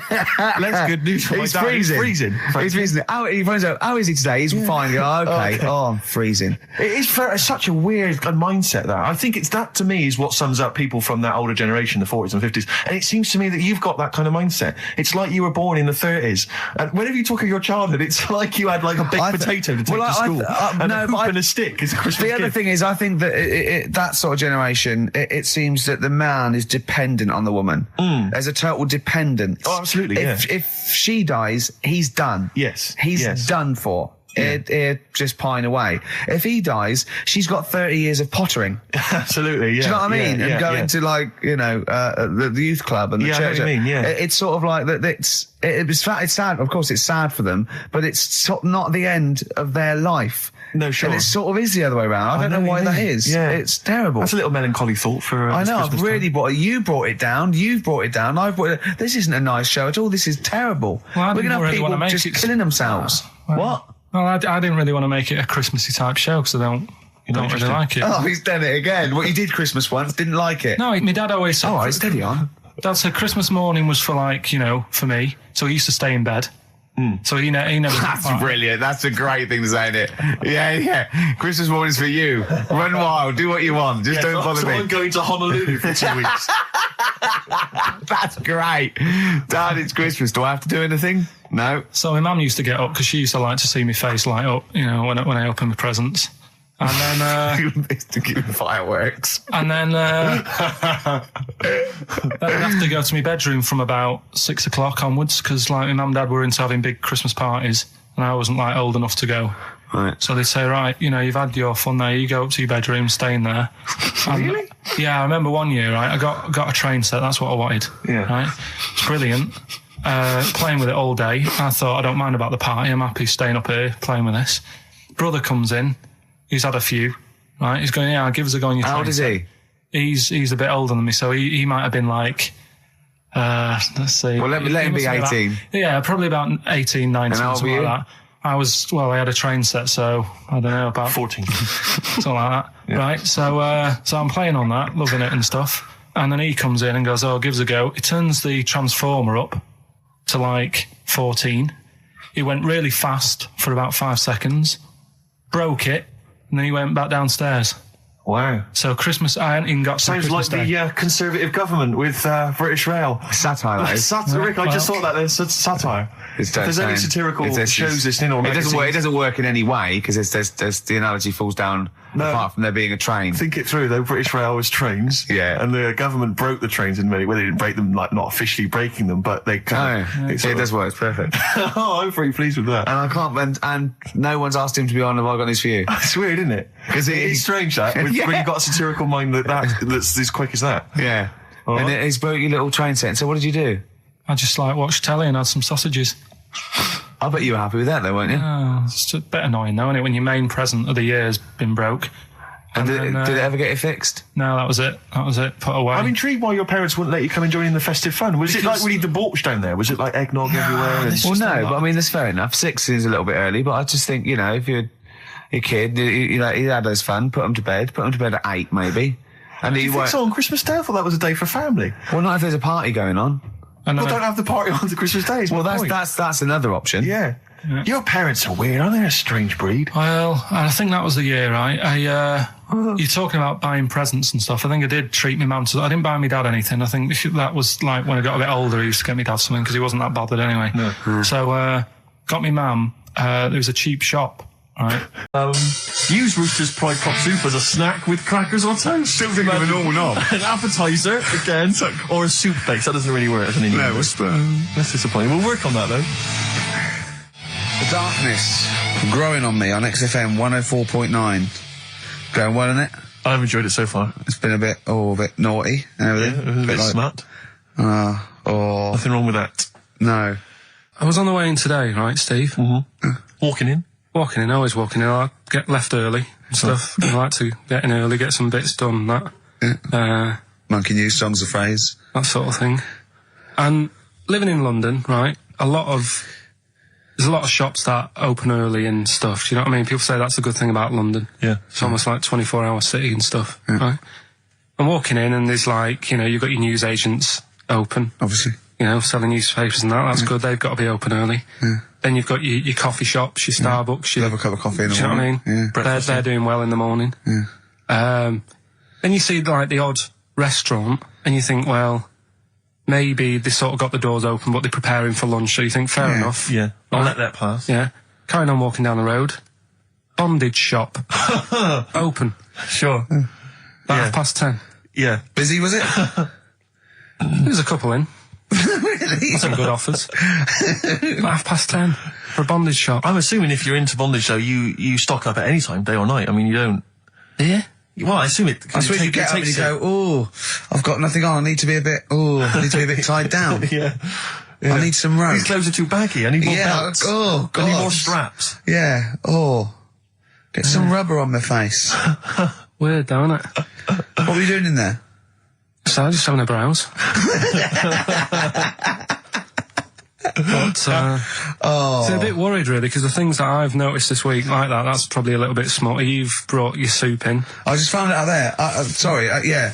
It is Rooster's Pride cock soup, noodle soup mix, chicken flavour. But I mean, do they not know that is obviously just going to be used on the Graham Norton show and Chris Tarrant when he's doing his show abroad? Yeah. I mean, do you know what I mean? How could they call it cock soup in this day and age? Don't keep saying it. Well, no, it's fine, because you can say cock as long as it means the male we've done this. Oh, do you mean the chicken? Yeah, look, it's a picture of a chicken. Yeah, sorry. What did you think it meant? No, I don't know. I had a in my head. Okay. Sorry. Yeah. But, there's something else that's a bit sort of... A bit blue? A little bit blue, but then it's real as well, do you know what I mean? Well, it's a that problem. excuses it. Go on. There's a programme We could have said the cock soup if we'd made it up, but because it's real, it's fine. Yeah. We also couldn't have said the cock soup if we'd have meant a male penis. Thankfully, we don't. So. We mean a little chicken. You go on. This programme was on. It was Wednesday night, something. About this little lad. Yeah. It was a fella and a woman. At the same time. What do you mean? Like a cartoon with a secret identity. By night. What do you mean? He had both By day sex? a boy, by night a woman. He had it all. What'd you... Sorry, wait. So he had male and female genitalia. Yeah. So what do you call someone that's born like that? Weird. Yeah. Like, what's the term for it? Go on. You know it.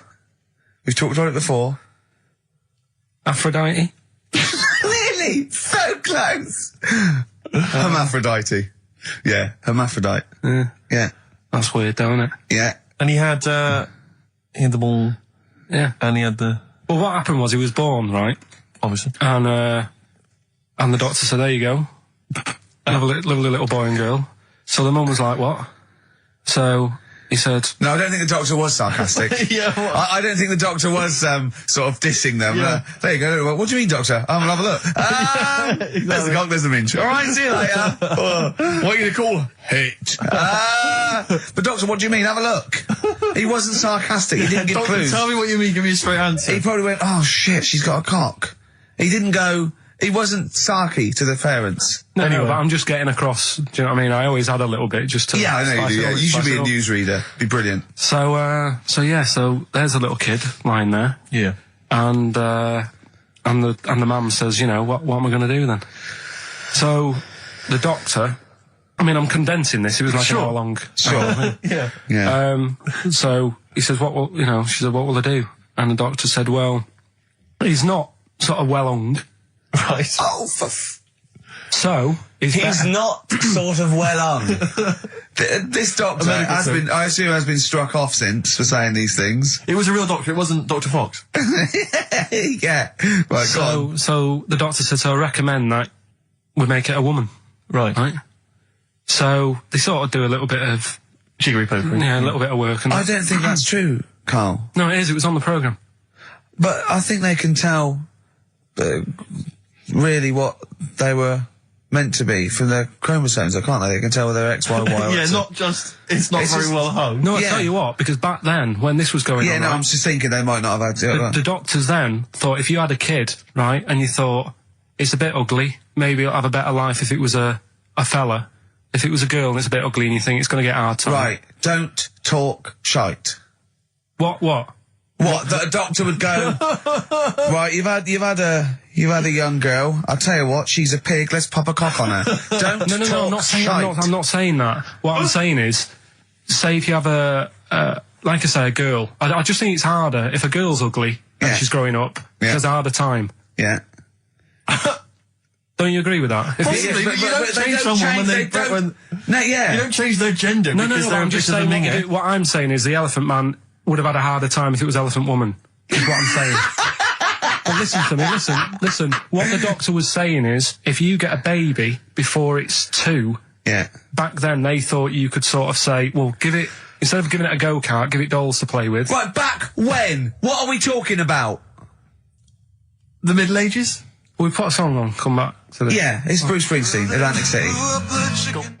Bruce Springsteen, Atlantic City, on XFM 104.9. Okay, look, have another go, Karl. What were you saying? As an hermaphrodite, it was born both sets. The doctor said he's not well hung, let's lose that. Let's get rid of that. Let's make it into a girl. Okay. I'm with you so far, go on then. So, anyway, gets away with it a little bit in the early years. Right. Starts going to school, gets away with it a little bit. Sure. Right? But then, do you know when you get to that age and your head goes all funny? Like when you're a teenager and you sort of, I don't know, your skull goes...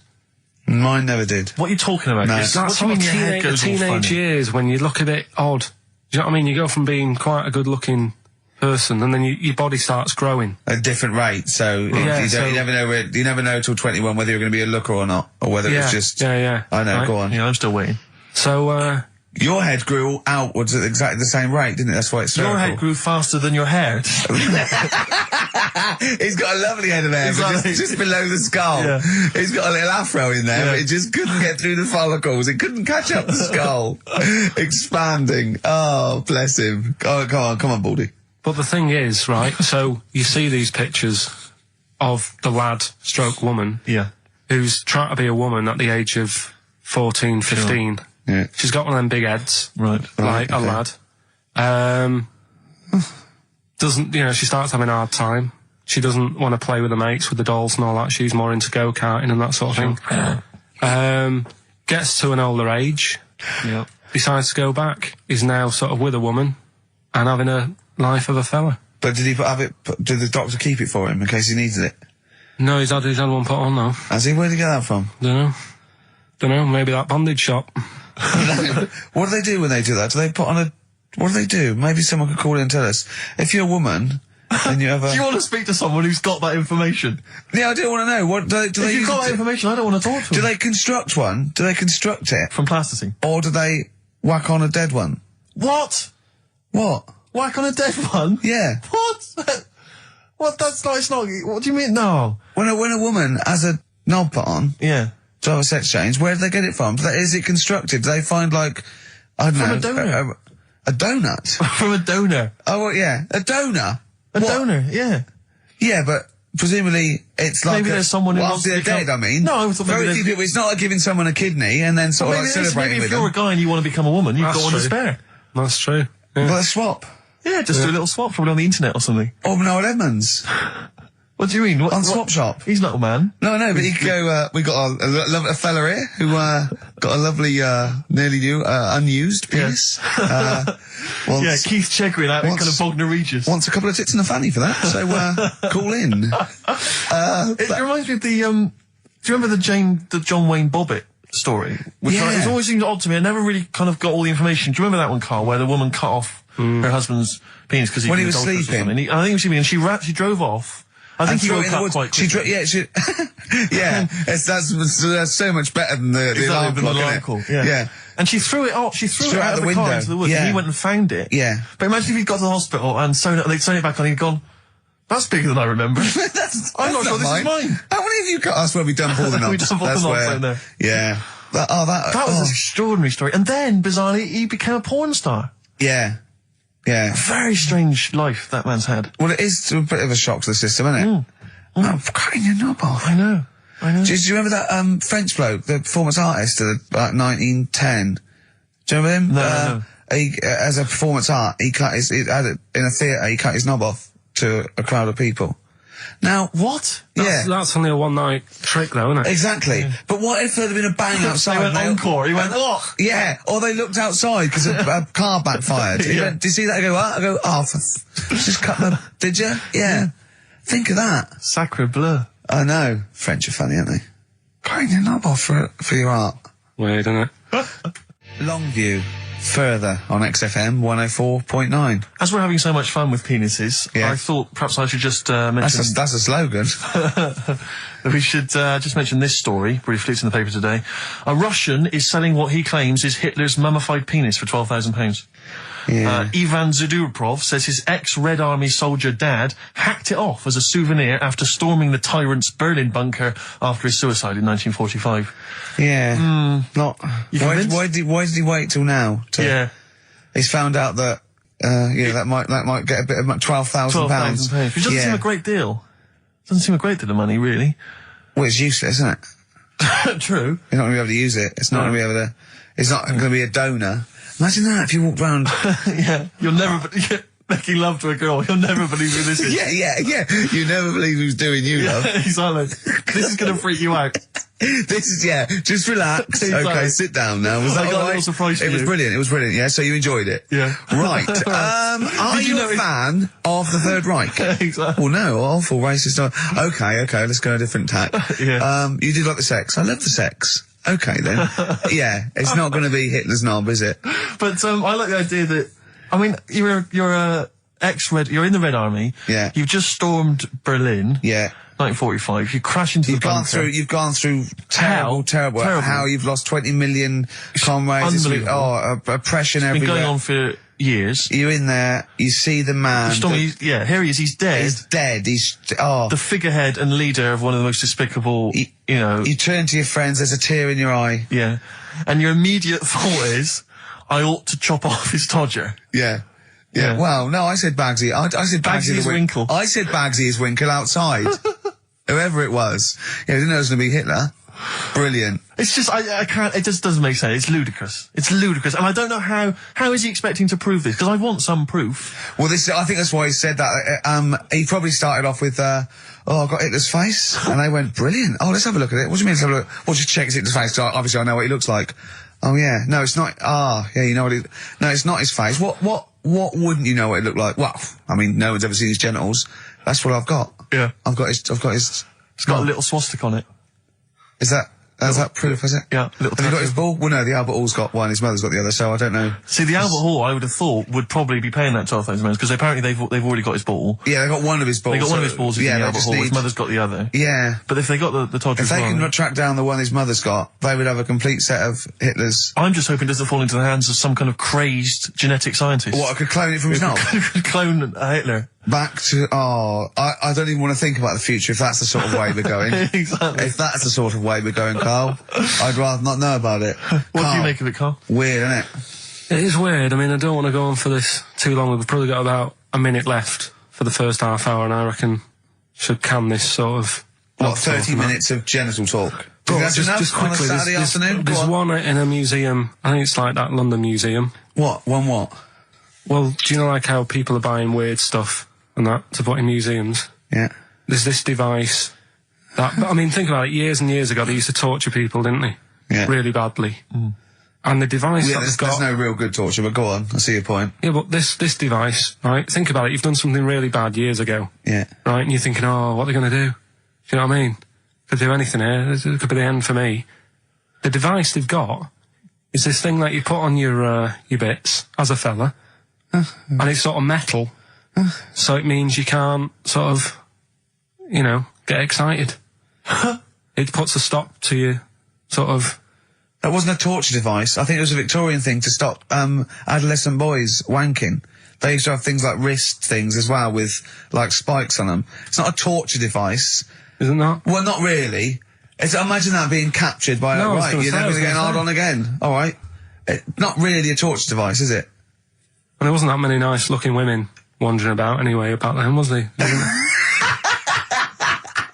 Didn't get excited about stuff. What are you talking about? Well, the filth, it stunk and everything back then. Right, we've covered that. No more of that talk now, right? Let's move on. Filthy, All Victorian women, filthy and stinky. Yeah. Oh, dear. Better Rolling Stones Yeah, and let's set go up for the it. old songs of phrase. Yeah. Stones, Beast of Burden. We've not played it before. It's an absolute gem. You're saying that a bit, sort of a bit gay? No. Is that what you're saying? No, but what was... Suzanne accused me of that in the week. Why? For being a bit gay. She said, I'm sure you're gay. Why? Just because I was moaning about stuff. She said, oh, you're a drama queen.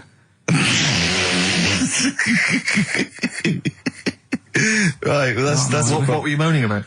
Not having enough gay sex? No. She didn't have a knob. Yeah. It's going, oh, why don't you get yourself a nice little knob? Yeah. I mean, can I call you Frank, Could please? you wear this false beard? Yeah. It's just, well, we'll talk about it later. It was about the Seven Wonders. I just wasn't that impressed. He wasn't impressed by it. He said, well, we'll say that, yeah. Well, we got a top show That's coming not up, haven't important. we? But if you are a little bit, just a little bit sexually, you know, don't be afraid to let it out. I mean, if you want us to relieve you of it. I'll tell you what. Let's have a little bit of Maggie May by Rod. It's a Can't beautiful quite day. killing a joy. Carl's getting very excited, as we all are, about his new... Should we let him do a little taster for us? Well, I'm very excited about it. I mean, So the gist of it, what is it? What is it exactly? Right. Is it a game show or is it a competition? It's just, I just thought it's something that, you know, you can play and also people at home can take part in it. now, would they phone in about this, or they can just play at home while they're listening? They can just play at home. Okay. You mean we haven't got any prizes? No, there isn't. No, I think we could get him to phone in, maybe. Well, I don't know. Let's hear the game idea Yeah. first. Right, it's music related. Okay. Good. And what I do is I sort of tell a little story, Okay. and that story makes up a song title. All right. Well, it sounds ambitious. So, Is it a cryptic clue? could be. Say like this, right? Oh, dearie me. Oh, dearie me. Say like this. Right. This woman, right, she's pregnant. You know the answer to this one, so don't be saying anything. This is just aimed at Steve. Okay. Right. This woman has a baby. Yeah. She's pregnant, has a baby, and the doctor's there in the hospital, going, "Oh yeah, you've got a lovely little baby Oh, here. you told me that this is... Oh, this game Got a lovely show. little baby. It's just coming out now. You'll be able to see it in a minute, and it's like covered in gunk and stuff. Yeah. And he's going, yeah, it's nearly here. It's coming out. I see its little head and that, and he gets hold of it, and it's full of all this gunk, right? The baby's full of gunk. Yeah, like the Covered in gunk or full of gunk? covered in it. Right. And he goes, here you go, get hold of your baby, and he drops it. Right. What song's that? There's so much irrelevance there, Steve. I can't tell you. It's not a cryptic clue. It's not a cryptic clue. Because only... I mean, the gist of it is relevant. That isn't the best one. That's just... Right. I mean, there is just... There's things there that you were dwelling on and thinking of pun. Don't. Just go for gut instinct. What was it? What was that? Right, How I just need to try and get the basics of this. There's a woman, she's pregnant, she has a baby. Yeah. The baby's covered in gunk. Yeah. Right. And because of the gunk, the doctor drops the baby. Yeah. And that's all I need to know. Yeah, that is all you need to know. Yeah. The pregnancy is largely irrelevant. Okay, what are the key elements? It's the birth and the doctor dropping it that are the irrelevant. The the relevant birth thing. and the dropping of the baby. I've absolutely no idea. I can't even begin to guess. Think about what's happened here. Oh, Karl, she's had a baby. The doctor's trying to deliver it. He's saying it's a nice little baby you've got here. This is all irrelevant. Right, let me tell you this. So just to be fair to Steve, so he can get into your mind. Right, this is not a traditional cryptic clue, logical problem or other. This is Karl. What song am I thinking of? Right, that is Underworld, Born Slippy. I have to say, actually, that makes textbook sense. Yeah. No, that does actually. No, I'm sorry. Do you like all the story about it's all right, you can see it in a minute, or is it covered in gunk? Yeah. No, I agree there is some extraneous detail, but I have to say... Yeah. Born was good, because it was, that's the look of it, was Born was good, yeah. And Born Slippy, I was quite impressed by that, Karl. I have to say, no, to be fair to you, I'm not just patronising you. Oh, well, wow. I actually think that was really good, and I disrespect Ricky Gervais for slagging that off, because I actually think that was quite good. Well, let's go ahead with it then. I feel we could maybe open this up to email correspondence or okay, or the let's phone go line. for it then. Okay, this is Karl Pilkington's new game show idea. It's just what's the song? Karl Pilkington presents What's the Song? Ladies and gentlemen. Go on. There's a programme. We could have said the cock soup if we'd made it up, but because it's real, it's fine. Yeah. We also couldn't have said the cock soup if we'd have meant a male penis. Thankfully, we don't. So. We mean a little chicken. You go on. Yeah, this programme was on. It was Wednesday night, something. About this little lad. Yeah. It was a fella and a woman At the same time. What do you mean? Like a cartoon with a secret identity. By night? What do you mean? He had both By day a sex? boy, by night a woman. He had it all. What'd you... Sorry, wait. So he had male and female genitalia. Yeah. So what do you call someone that's born like that? Weird. Yeah. Like, what's the term for it? Go on. You know it. We've talked about it before. Aphrodite. Really? So close. Hermaphrodite. Yeah, hermaphrodite. Yeah. That's weird, though, isn't it? Yeah. And he had the ball. Yeah. And he had the... Well, what happened was he was born, right? Obviously. And the doctor said, there you go. Lovely little boy and girl. So the mum was like, what? So he said... No, I don't think the doctor was sarcastic. Yeah, what? I don't think the doctor was sort of dissing them. Yeah. There you go. What do you mean, doctor? We'll have a look. Exactly. There's a cock, there's a minch. All right, see you later. What are you going to call her? Hit. But doctor, what do you mean? Have a look. He wasn't sarcastic. He didn't give Doctor, clues. tell me what you mean. Give me a straight answer. He probably went, oh shit, she's got a cock. He didn't go... He wasn't sarky to the parents. No, Anyway. but I'm just getting across. Do you know what I mean? I always had a little bit just to... Yeah, I know you do. Yeah. You should be a newsreader. Be brilliant. So there's a little kid lying there. Yeah. And the mum says, you know, what am I going to do then? So the doctor, I mean, I'm condensing this. It was like an hour long. Sure. Yeah. Yeah. So he says, she said, what will I do? And the doctor said, well, he's not sort of well hung. Right. Oh, So he's not sort of well on. This doctor has been struck off since for saying these things. It was a real doctor. It wasn't Dr. Fox. Yeah. Right, go on. So the doctor said, so I recommend that we make it a woman. Right. So they sort of do a little bit of... Jiggery pokery. Yeah, a little bit of work. And I don't think that's true, Karl. No, it is. It was on the programme. But I think they can tell really what they were meant to be from their chromosomes, can't they? They can tell whether they're X, Y, Y, or Yeah, X. it's not very well hung. No, I Yeah. tell you what, because back then, when this was going on... Yeah, no, right, I'm just thinking they might not have had the doctors then thought if you had a kid, right, and you thought, it's a bit ugly, maybe it'll have a better life if it was a fella. If it was a girl and it's a bit ugly and you think it's going to get a hard time. Right, don't talk shite. What? What? That a doctor would go, right, you've had a young girl, I'll tell you what, she's a pig, let's pop a cock on her. Don't No, talk I'm not saying, shite. I'm not saying that. What I'm saying is, say if you have like I say, a girl. I just think it's harder if a girl's ugly and Yeah. she's growing up. Yeah. She has a harder time. Yeah. Don't you agree with that? Possibly, but you don't change someone when they don't. No, yeah. You don't change their gender. No, because but they're I'm just because saying they're minger. what I'm saying is the Elephant Man would have had a harder time if it was Elephant Woman. Is what I'm saying. listen to me. Listen. What the doctor was saying is, if you get a baby before it's 2, back then they thought you could sort of say, well, instead of giving it a go-kart, give it dolls to play with. Right, back when? What are we talking about? The Middle Ages? We put a song on, come back to this. Yeah, it's Bruce Springsteen, Atlantic City. Bruce Springsteen, Atlantic City, on XFM 104.9. Okay, look, have another go, Karl. What were you saying? As an hermaphrodite, it was born both sets. The doctor said... They did tests on the brain, and it worked out that they've got something smaller in the brain. The gay ones have got something in the brain that makes it smaller. And they said, right, well... that's probably how it's going to work on males, on like males and females and like humans. So you took from this that gays have smaller brains than straight people? No, there's something in the brain.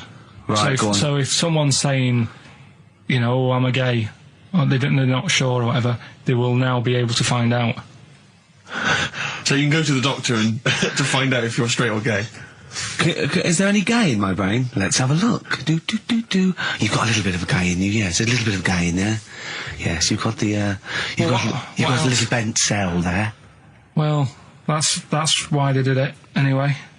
I don't understand how they could differentiate which was straight and which were gay to begin with, before they then gave it to the scientist. Wasn't that what the scientists figured out? How could they tell? There's one theory that it's genetically determined. There is one. There is a theory that's genetically determined, but I don't think it's as easy as pulling a sheep's brain apart and finding a little pink sort of like blob in there and going, right, we've taken the guy out and now he's going to go and shag some ewes. I don't think it's that straightforward. Although homosexuality does occur at a similar sort of rate in animals, I think. Yeah. Yeah. So you do that, didn't you? So that's that one. I mean, I just like the idea of the farmer figuring out which is straight and gay. Well, that one's wearing quite a camp-looking neckerchief. So I'm thinking maybe he's gay. Is that? Yeah. I love the fact they can. That one's a big fan of Sophie Ellis-Bextor. Yeah. They would. They put on ABBA and see which ones dance. Exactly. That's how they. Which one? Yeah. Put on like Barbra Streisand and see which ones sing along. It is rubbish. What did I find out? Did you just say that is rubbish? No, I found out other stuff in the week that didn't make the top 3. Wow. We haven't even had to. This must be mediocre stuff. This must be really bad. Yeah, or it might be dubious. Go on. We've got to think proactively now. We've got to sort this out. See, there's always other things going on in my mind when I'm in that pub quiz. For me, it's just a little bit of fun.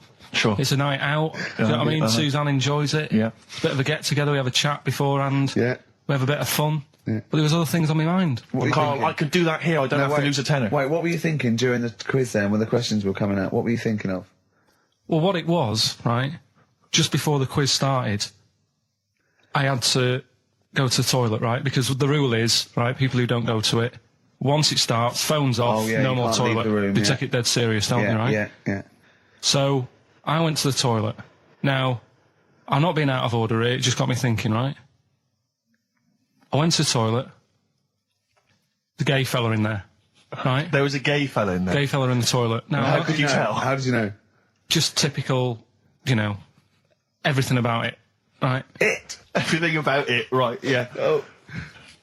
What, large handlebar moustache, leather cap. Butt plugs, amyl nitrate. Could I just say that these views do not reflect the views of the management of XFM or me and Steve. Or most of the people in this country. Go on, Karl. What's your problem? Yeah, but this is what I'm worried about, really. But this is why I only got Danny Minogue right.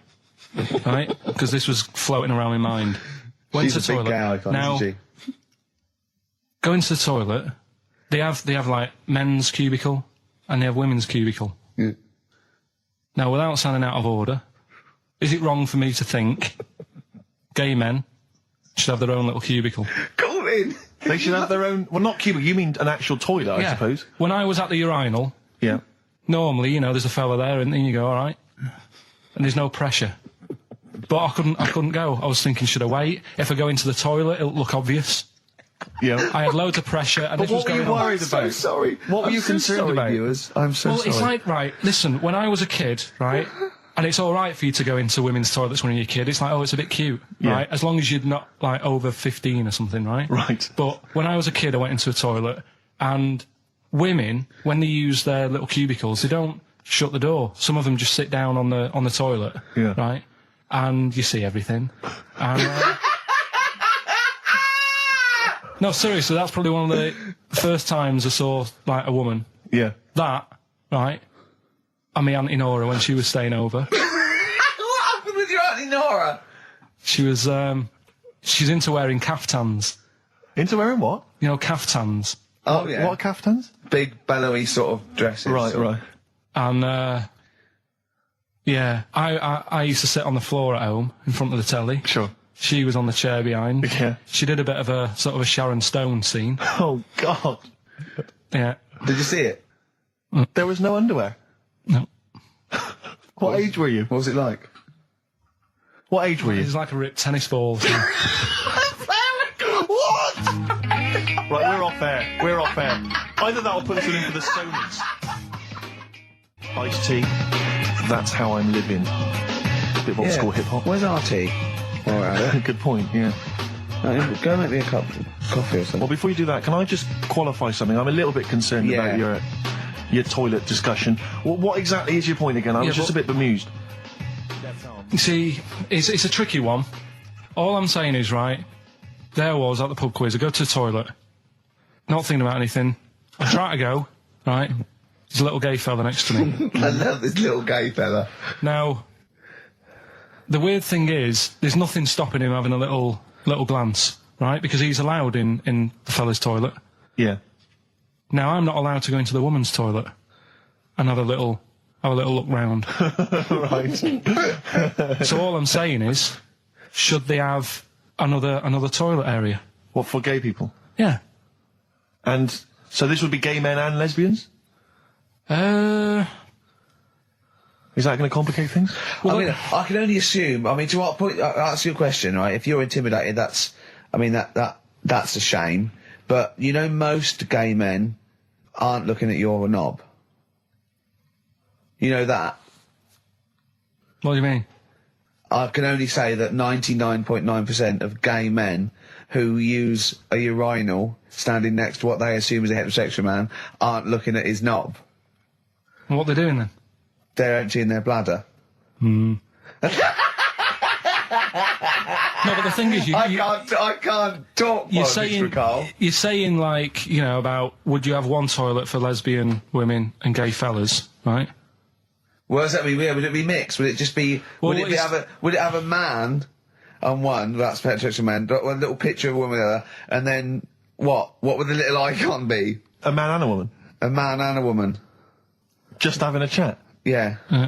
In pink and dot lines. But you couldn't mix them, because then what would happen is you'd get people who are going, oh, I'll play up to this a bit. What, pretend to be gay? And yeah, you know, sort of grow a moustache and shave their head. And pretend to be a lesbian. Right. Yeah. So, I see. So you have people pretending to be gay so they could go in and have a look at the lesbians. Yeah. Right. So that would mean that we need 4 cubicles now, would we? Yeah, no, this is fine. 4 cubicles. So every pub How now... many toilets do we need at the Every moment? pub's now got 4 toilets. Oh, Carl, bisexuals. Yeah. Now, interesting. Bisexuals. How many toilets do we need now? Call the council. Do you use any? Huh? No. No, because they're interested in everything, aren't they? Because the little bisexual fella will be looking at your knob. Right, with them, Yeah. what you do, you just have a door, you open it, and there's one urinal there, so you can't get a queue. They have to sort of wait. I just thought that, well, why can't there just be a thing between the urinals so no one can look at anyone else's knob? Wait a minute. Just to go back to Ricky's point, what stops, even if we've got the toilet for gay men, what stops the gay men who want to have a look at your willy going in the regular toilet and pretending that they're straight? Most men don't wear gay across their head. Exactly. They don't have a tattoo. There's no branding yet in the British house where they have to declare. So we're going to have to expand this. So we've all got to carry identity. Do you know cards. you can see a gay, can you? Coming a mile off. No? No, I'll just hold it in next time. No. Can you tell gay men? Do you know a gay man? I'd say probably if you did if you lined some people up and said point them out, I reckon I'd get. But hold on, we're not talking about people dressed in leather with the arse cut out and an handlebar moustache. Yeah. We're talking about the everyday non-seen. Of course. Yeah, but I mean, suppose I put you in a room and there was 10 naked men. right? Yeah. And there's 5 gay men and 5 hetero. Could you walk along that line looking at those gay... Am I naked? No, you don't have to be naked. Why would you have to be naked? To catch him out. Play a record! How would you catch them out? Don't go into it. Don't go into it. Don't go into it. Play a record. I'm miserable now. Would you share a toilet with Morrissey? From Manchester, you have a lot to talk about, wouldn't you? Yeah. We've had an email, Rick, from Jim, and he's just simply said, what about a separate cubicle for bold Mancunians? There's this thing, I don't know the full story, I don't know how it happened, right, but little Russian fella. Yeah. He was, sort of having sort of emptying his bladder, right, and somehow electrocuted himself. Right. And, sort of did a bit of damage. He smashed onto some live wires or something? Something like that. So did anyway, it damage to himself or to an electric fire or something? No, to himself. To himself. Yeah. And so the doctor didn't slip and curling tongs went up his arse when he was pissed, because that's happened a lot in Yeah, we've all been hospitals. We've all shoved the old curling tongs up the arse when having a piss. Right. So I can't even be bothered. No, come on, we're interested. We're interested. Come on, we're interested. Don't You do can't that. be bothered. You get Mondays off. Do some work. Right, so anyway, so the doctor says, it's not looking good, we'll have to take that off. What? And he's like, a novectomy? Yeah. Really? But the funny thing is, right, Nothing funny about that. they've done, you're doing me head in. Just tell the story. Just doing me head in. Well, you can chill out on Monday. I've only got 15 minutes, but I'm going to talk to you every Saturday. I'm going to get the money's worth out of this, because you get Mondays off. And I can't bear the fact someone's getting away with something like that, because it's terrible. So you're going to stick this out, or you're going to have to work Mondays. So take it on the chin, right? Okay. Just finish the story. Yes. I command you. Just do it. Anyway, so he said, you know, will you be able to sort me a little knob out? A prosthetic cock, yeah. Yeah. But they put him out for the operation. Yeah. He woke up. Yeah. Right, and he's thinking, thank God that's over and done with. Yeah. They've only grown it on his arm. What are you talking about? You twat. Shut the you're an idiot. What do you mean they've grown it on his arm? Apparently, like, that's the way they do it. Oh, yeah, but to then put it on, that wasn't a mistake. It wasn't doctor going, did it go there? Some bloke I didn't do a degree. Are you a real doctor? Yeah, yeah. No, but why put it there? Because it's got to grow, it's got a graft there, so they can control it. To skin tissue. But on your arm. Well, But they're going to remove it or- from the arm itself. What do you mean on the back? on your back. Somewhere, well, we can't wear a t-shirt. Yeah, but you could ridiculous. have a He's in hospital. But this way you can still have a little tug, can't he? But they'll leave it there for quite a bit. It's not... Do you know what I mean? It's not going to be like, it's just there for a few days. Yeah. It's there for a bit. That's not good, is it? So he's got a cock on his arm. Yeah, what's up with that? What do you mean, what's up with that? Well, I mean, he could say it's a thumb or something, couldn't he? Yeah. But they remove it. Be good And for attach hitching. it down wouldn't below it? later. If you had a knob instead of a thumb and you went hitchhiking, just tickle it, and they can see it like a mile down the road, couldn't they? Posting. Yeah. If I'd lost my knob, I'd go, I'm not going to have all that stuff. Just whack a pair of tits on me. Do you know what I mean? I think, just forget it. But why not just put it where it should be straight away instead of messing about? Where should it be straight away? You know. On the forehead. I mean, I was watching athletics, right, the other week. Yeah. Right? And I was watching it because there's a lad who I went to school with. He's, like, winning gold medals and everything now in the Olympics and stuff, right? So I was looking out for him. Now, if you went to school with him, I'm assuming he's got 3 legs or something? No, he's normal. just a regular guy? He used to push me on my go-kart, and so I feel like I was there from the start, training up a bit. Yeah.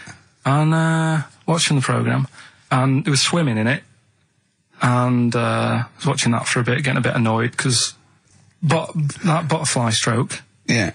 I don't know why they do that. No, nor do I. It's just hard work. It doesn't make you go any faster than, let's say, that stroke. The crawl. Yeah, don't do that. That stroke on radio doesn't work. The crawl, yeah. So I was watching that, thinking, that's annoying. Yeah. And then they got onto the running bit, and my mate's in this race. Yeah. Now, they do the side shot, don't they? So you can see who's in the lead. Sure. And then they do that front shot, where it's absolutely pointless. The only reason to do the front shot, I think, is to keep women interested. because you can basically see his tackle going from left to right, being battered all over the place. Why were you looking? Seriously, you had no choice. If you wanted to watch it, it was like, I was interested if he was going to win, but it's like, you know... But why did you turn over and watch Charlie's Angels instead? Because I wanted to see if he won the race. But... Or flip back at the end. Just flip back to get the result if you don't... Well, yeah, or at least turn away or close your eyes well, on the front shot. No, I wasn't. I just... Suzanne was happy. Suzanne was loving it. Yeah. And I was like, whoa. Yeah. Just go to the other shot. But they were showing you the front shot and running along there. They could have just shown the top half, but they didn't. Sure. It was there. It's just heads moving along at 25 miles an hour. Yeah. Well, I think you're meant to see the running, the actual legs moving. It's athletics coverage, isn't it? It's not like... But they don't show you a shot from behind. Did you want that? Oh, no, I didn't want that either. It sounds like you were disappointed. You know, when I went to the BAFTAs with you, and I wasn't really enjoying it, you were like... can't... He's what? No, You you didn't are tell such us an this. ungrateful... There are so many You're people. like a little charity case. You're like... Oh, I had God. chicks queuing up Yeah. around the block. You'd wanting to usually come. have to. I know, but I Someone told like you you. would have to write to Jim or Fix It or Esther Ranson to get them to meet us sort of people. And now it's on your doorstep. I'm amazed that you didn't enjoy it. Why didn't you God. enjoy it? You got to walk down the red carpet. You went in. There was George Best, one of your footballing heroes, was there. A load of other big names. You sat there, at prime position. You came backstage with a load of other big names. Hey, you had a lovely bit of You were grub. filming this thing for the DVD you were making. That's you, a cameraman on our DVD. And yet you think, now you look grumpy because you had a couple of pints and I can't believe So it. tell us why you didn't enjoy it, because the ceremony, what didn't you enjoy about that? It was interminable, wasn't it? Far too long. Wasn't it awful? 3 So boring. hours. I thought you were going to say something. Really? Sorry. 3 hours. Yeah. I mean, I suppose for you two, at least, you know, you were going to get something. Sure. Yeah. But with me, it's like, I mean, I've never graduated or anything, so Have you not? I'm trying to think of sort of a situation. Basically, I sat there for 3 hours knowing that I'm not going to get anything out of the night. Yeah. Right? Now... no one Did you? told Sorry, me. when we invited you and you said yes, did you think you were up for an award? No. I thought we were going to be sat round tables, having a nice bit of food, whilst people are going up there winning awards. Yeah. But 3 hours of the same thing over and over again. I mean, if a film's 3 hours in the cinema, you go, well, it's long, but, you know, I wonder how it's going to end. Yeah. But this was just like the same thing over and over again. Some guy going up, thanks a lot, cheers for the bit of brass. And then going down, sitting down, the same thing over and over again. Honestly, right, I'd say it was one of the worst things I've ever had to do. I enjoyed the night afterwards when we did have a bit of lamb and a nice bit of veg and that. That was all right, and I went home and I was happy, and I got the little freebie bag that you're talking about that we're giving away. Yeah. Which wasn't much good stuff in it. Oh, all right. Right. No, What would you have done on that Saturday night? Suzanne What said- would you have done or the Sunday night rather? What would you have done had you been at home? I would have stayed in with Suzanne, right, watching telly, having a nice bit of pate on toast or something, cup of tea, watching 24. But instead, I had to buy an expensive suit, so I didn't show you up, right? Yeah. How much did you spend on your suit? Well, in total, right, because, you know, the shoes and the suit and the shirt and the tie, it was about 600 quid. That's the most expensive evening ever. And that's what I'm saying to you. And the daft thing is, it's dark in there. I don't know why you've got to wear a nice suit. You can't wear a tracksuit, for goodness sake. It's dark in there. No, just the shirt and that. It doesn't make you a better person wearing a suit. No, doesn't Do make you you know a what I better mean? person. No. We're not claiming it made you a better person. No, but that annoyed me. Yeah. I mean, it was an experience, isn't it? That's why I went, because you think, if I didn't go, if I would have said to you when you invited me, no, Steve, I don't want to go, then I would have never known, right? Yeah.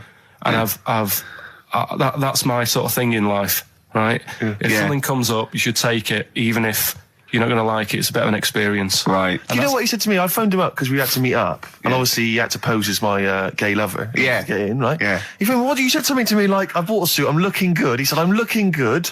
People will think, how on earth did he end up with that good-looking guy?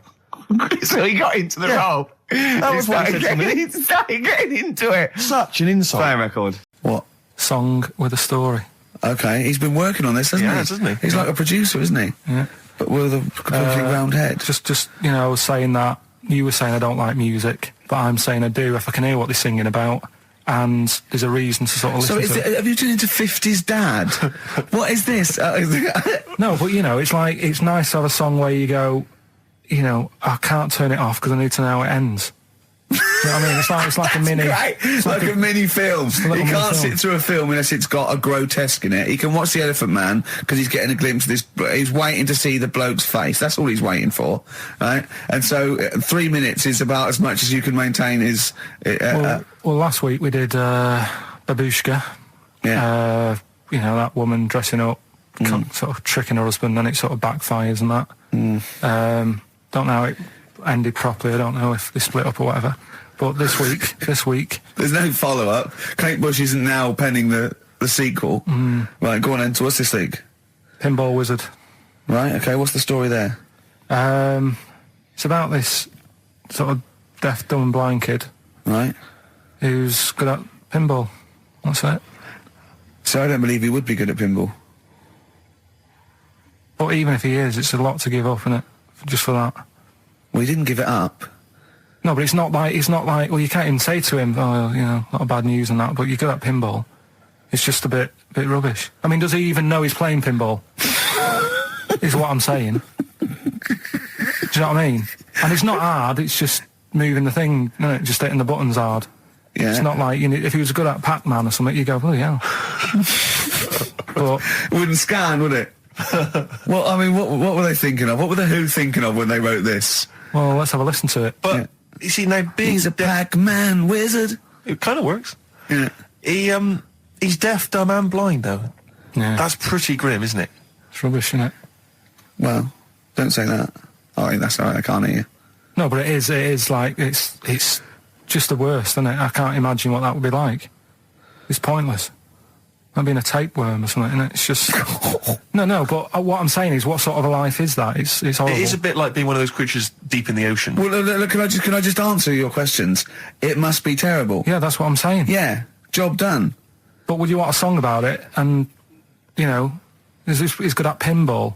But it's not a real person. We were getting onto the realms of people with disabilities. But he is not a bloke that existed they sang a song about. Well, listen to it. Anyway, Well, it's not a true story. I don't need to listen to it. Let's have a listen. Oh, okay. Pinball Wizard by The Who. A little song with a story there. Like a little deaf, dumb and blind kid. Thoughts, Karl? I just... it's depressing, like I say. I don't know why... Is he enjoying playing the game? I don't know, let's get Pete Townsend on the phone. Karl, what are you talking about? I'm just trying to... Listen to the lyrics, right? Deaf, dumb, blind kid. He can't hear no buzz and bells. He can't see any flashing lights. He plays by sense of smell. Now, I'm pretty sure that isn't a scientific document Pete Townsend is reading out there when he wrote this song. He's making it up. But the thing is, with all songs or stories, there's got to be a little bit of realism to it. What, do you know what I mean? Why bother putting money in it? Just let him hit the buttons if he's happy. That's true. That's a fair point. That is a fair point. That is a fair point. Yeah. That is great. Yeah, well, I think you've made Daltrey and Entwistle and the whole crew look like fools. Yeah, they won't get fooled again.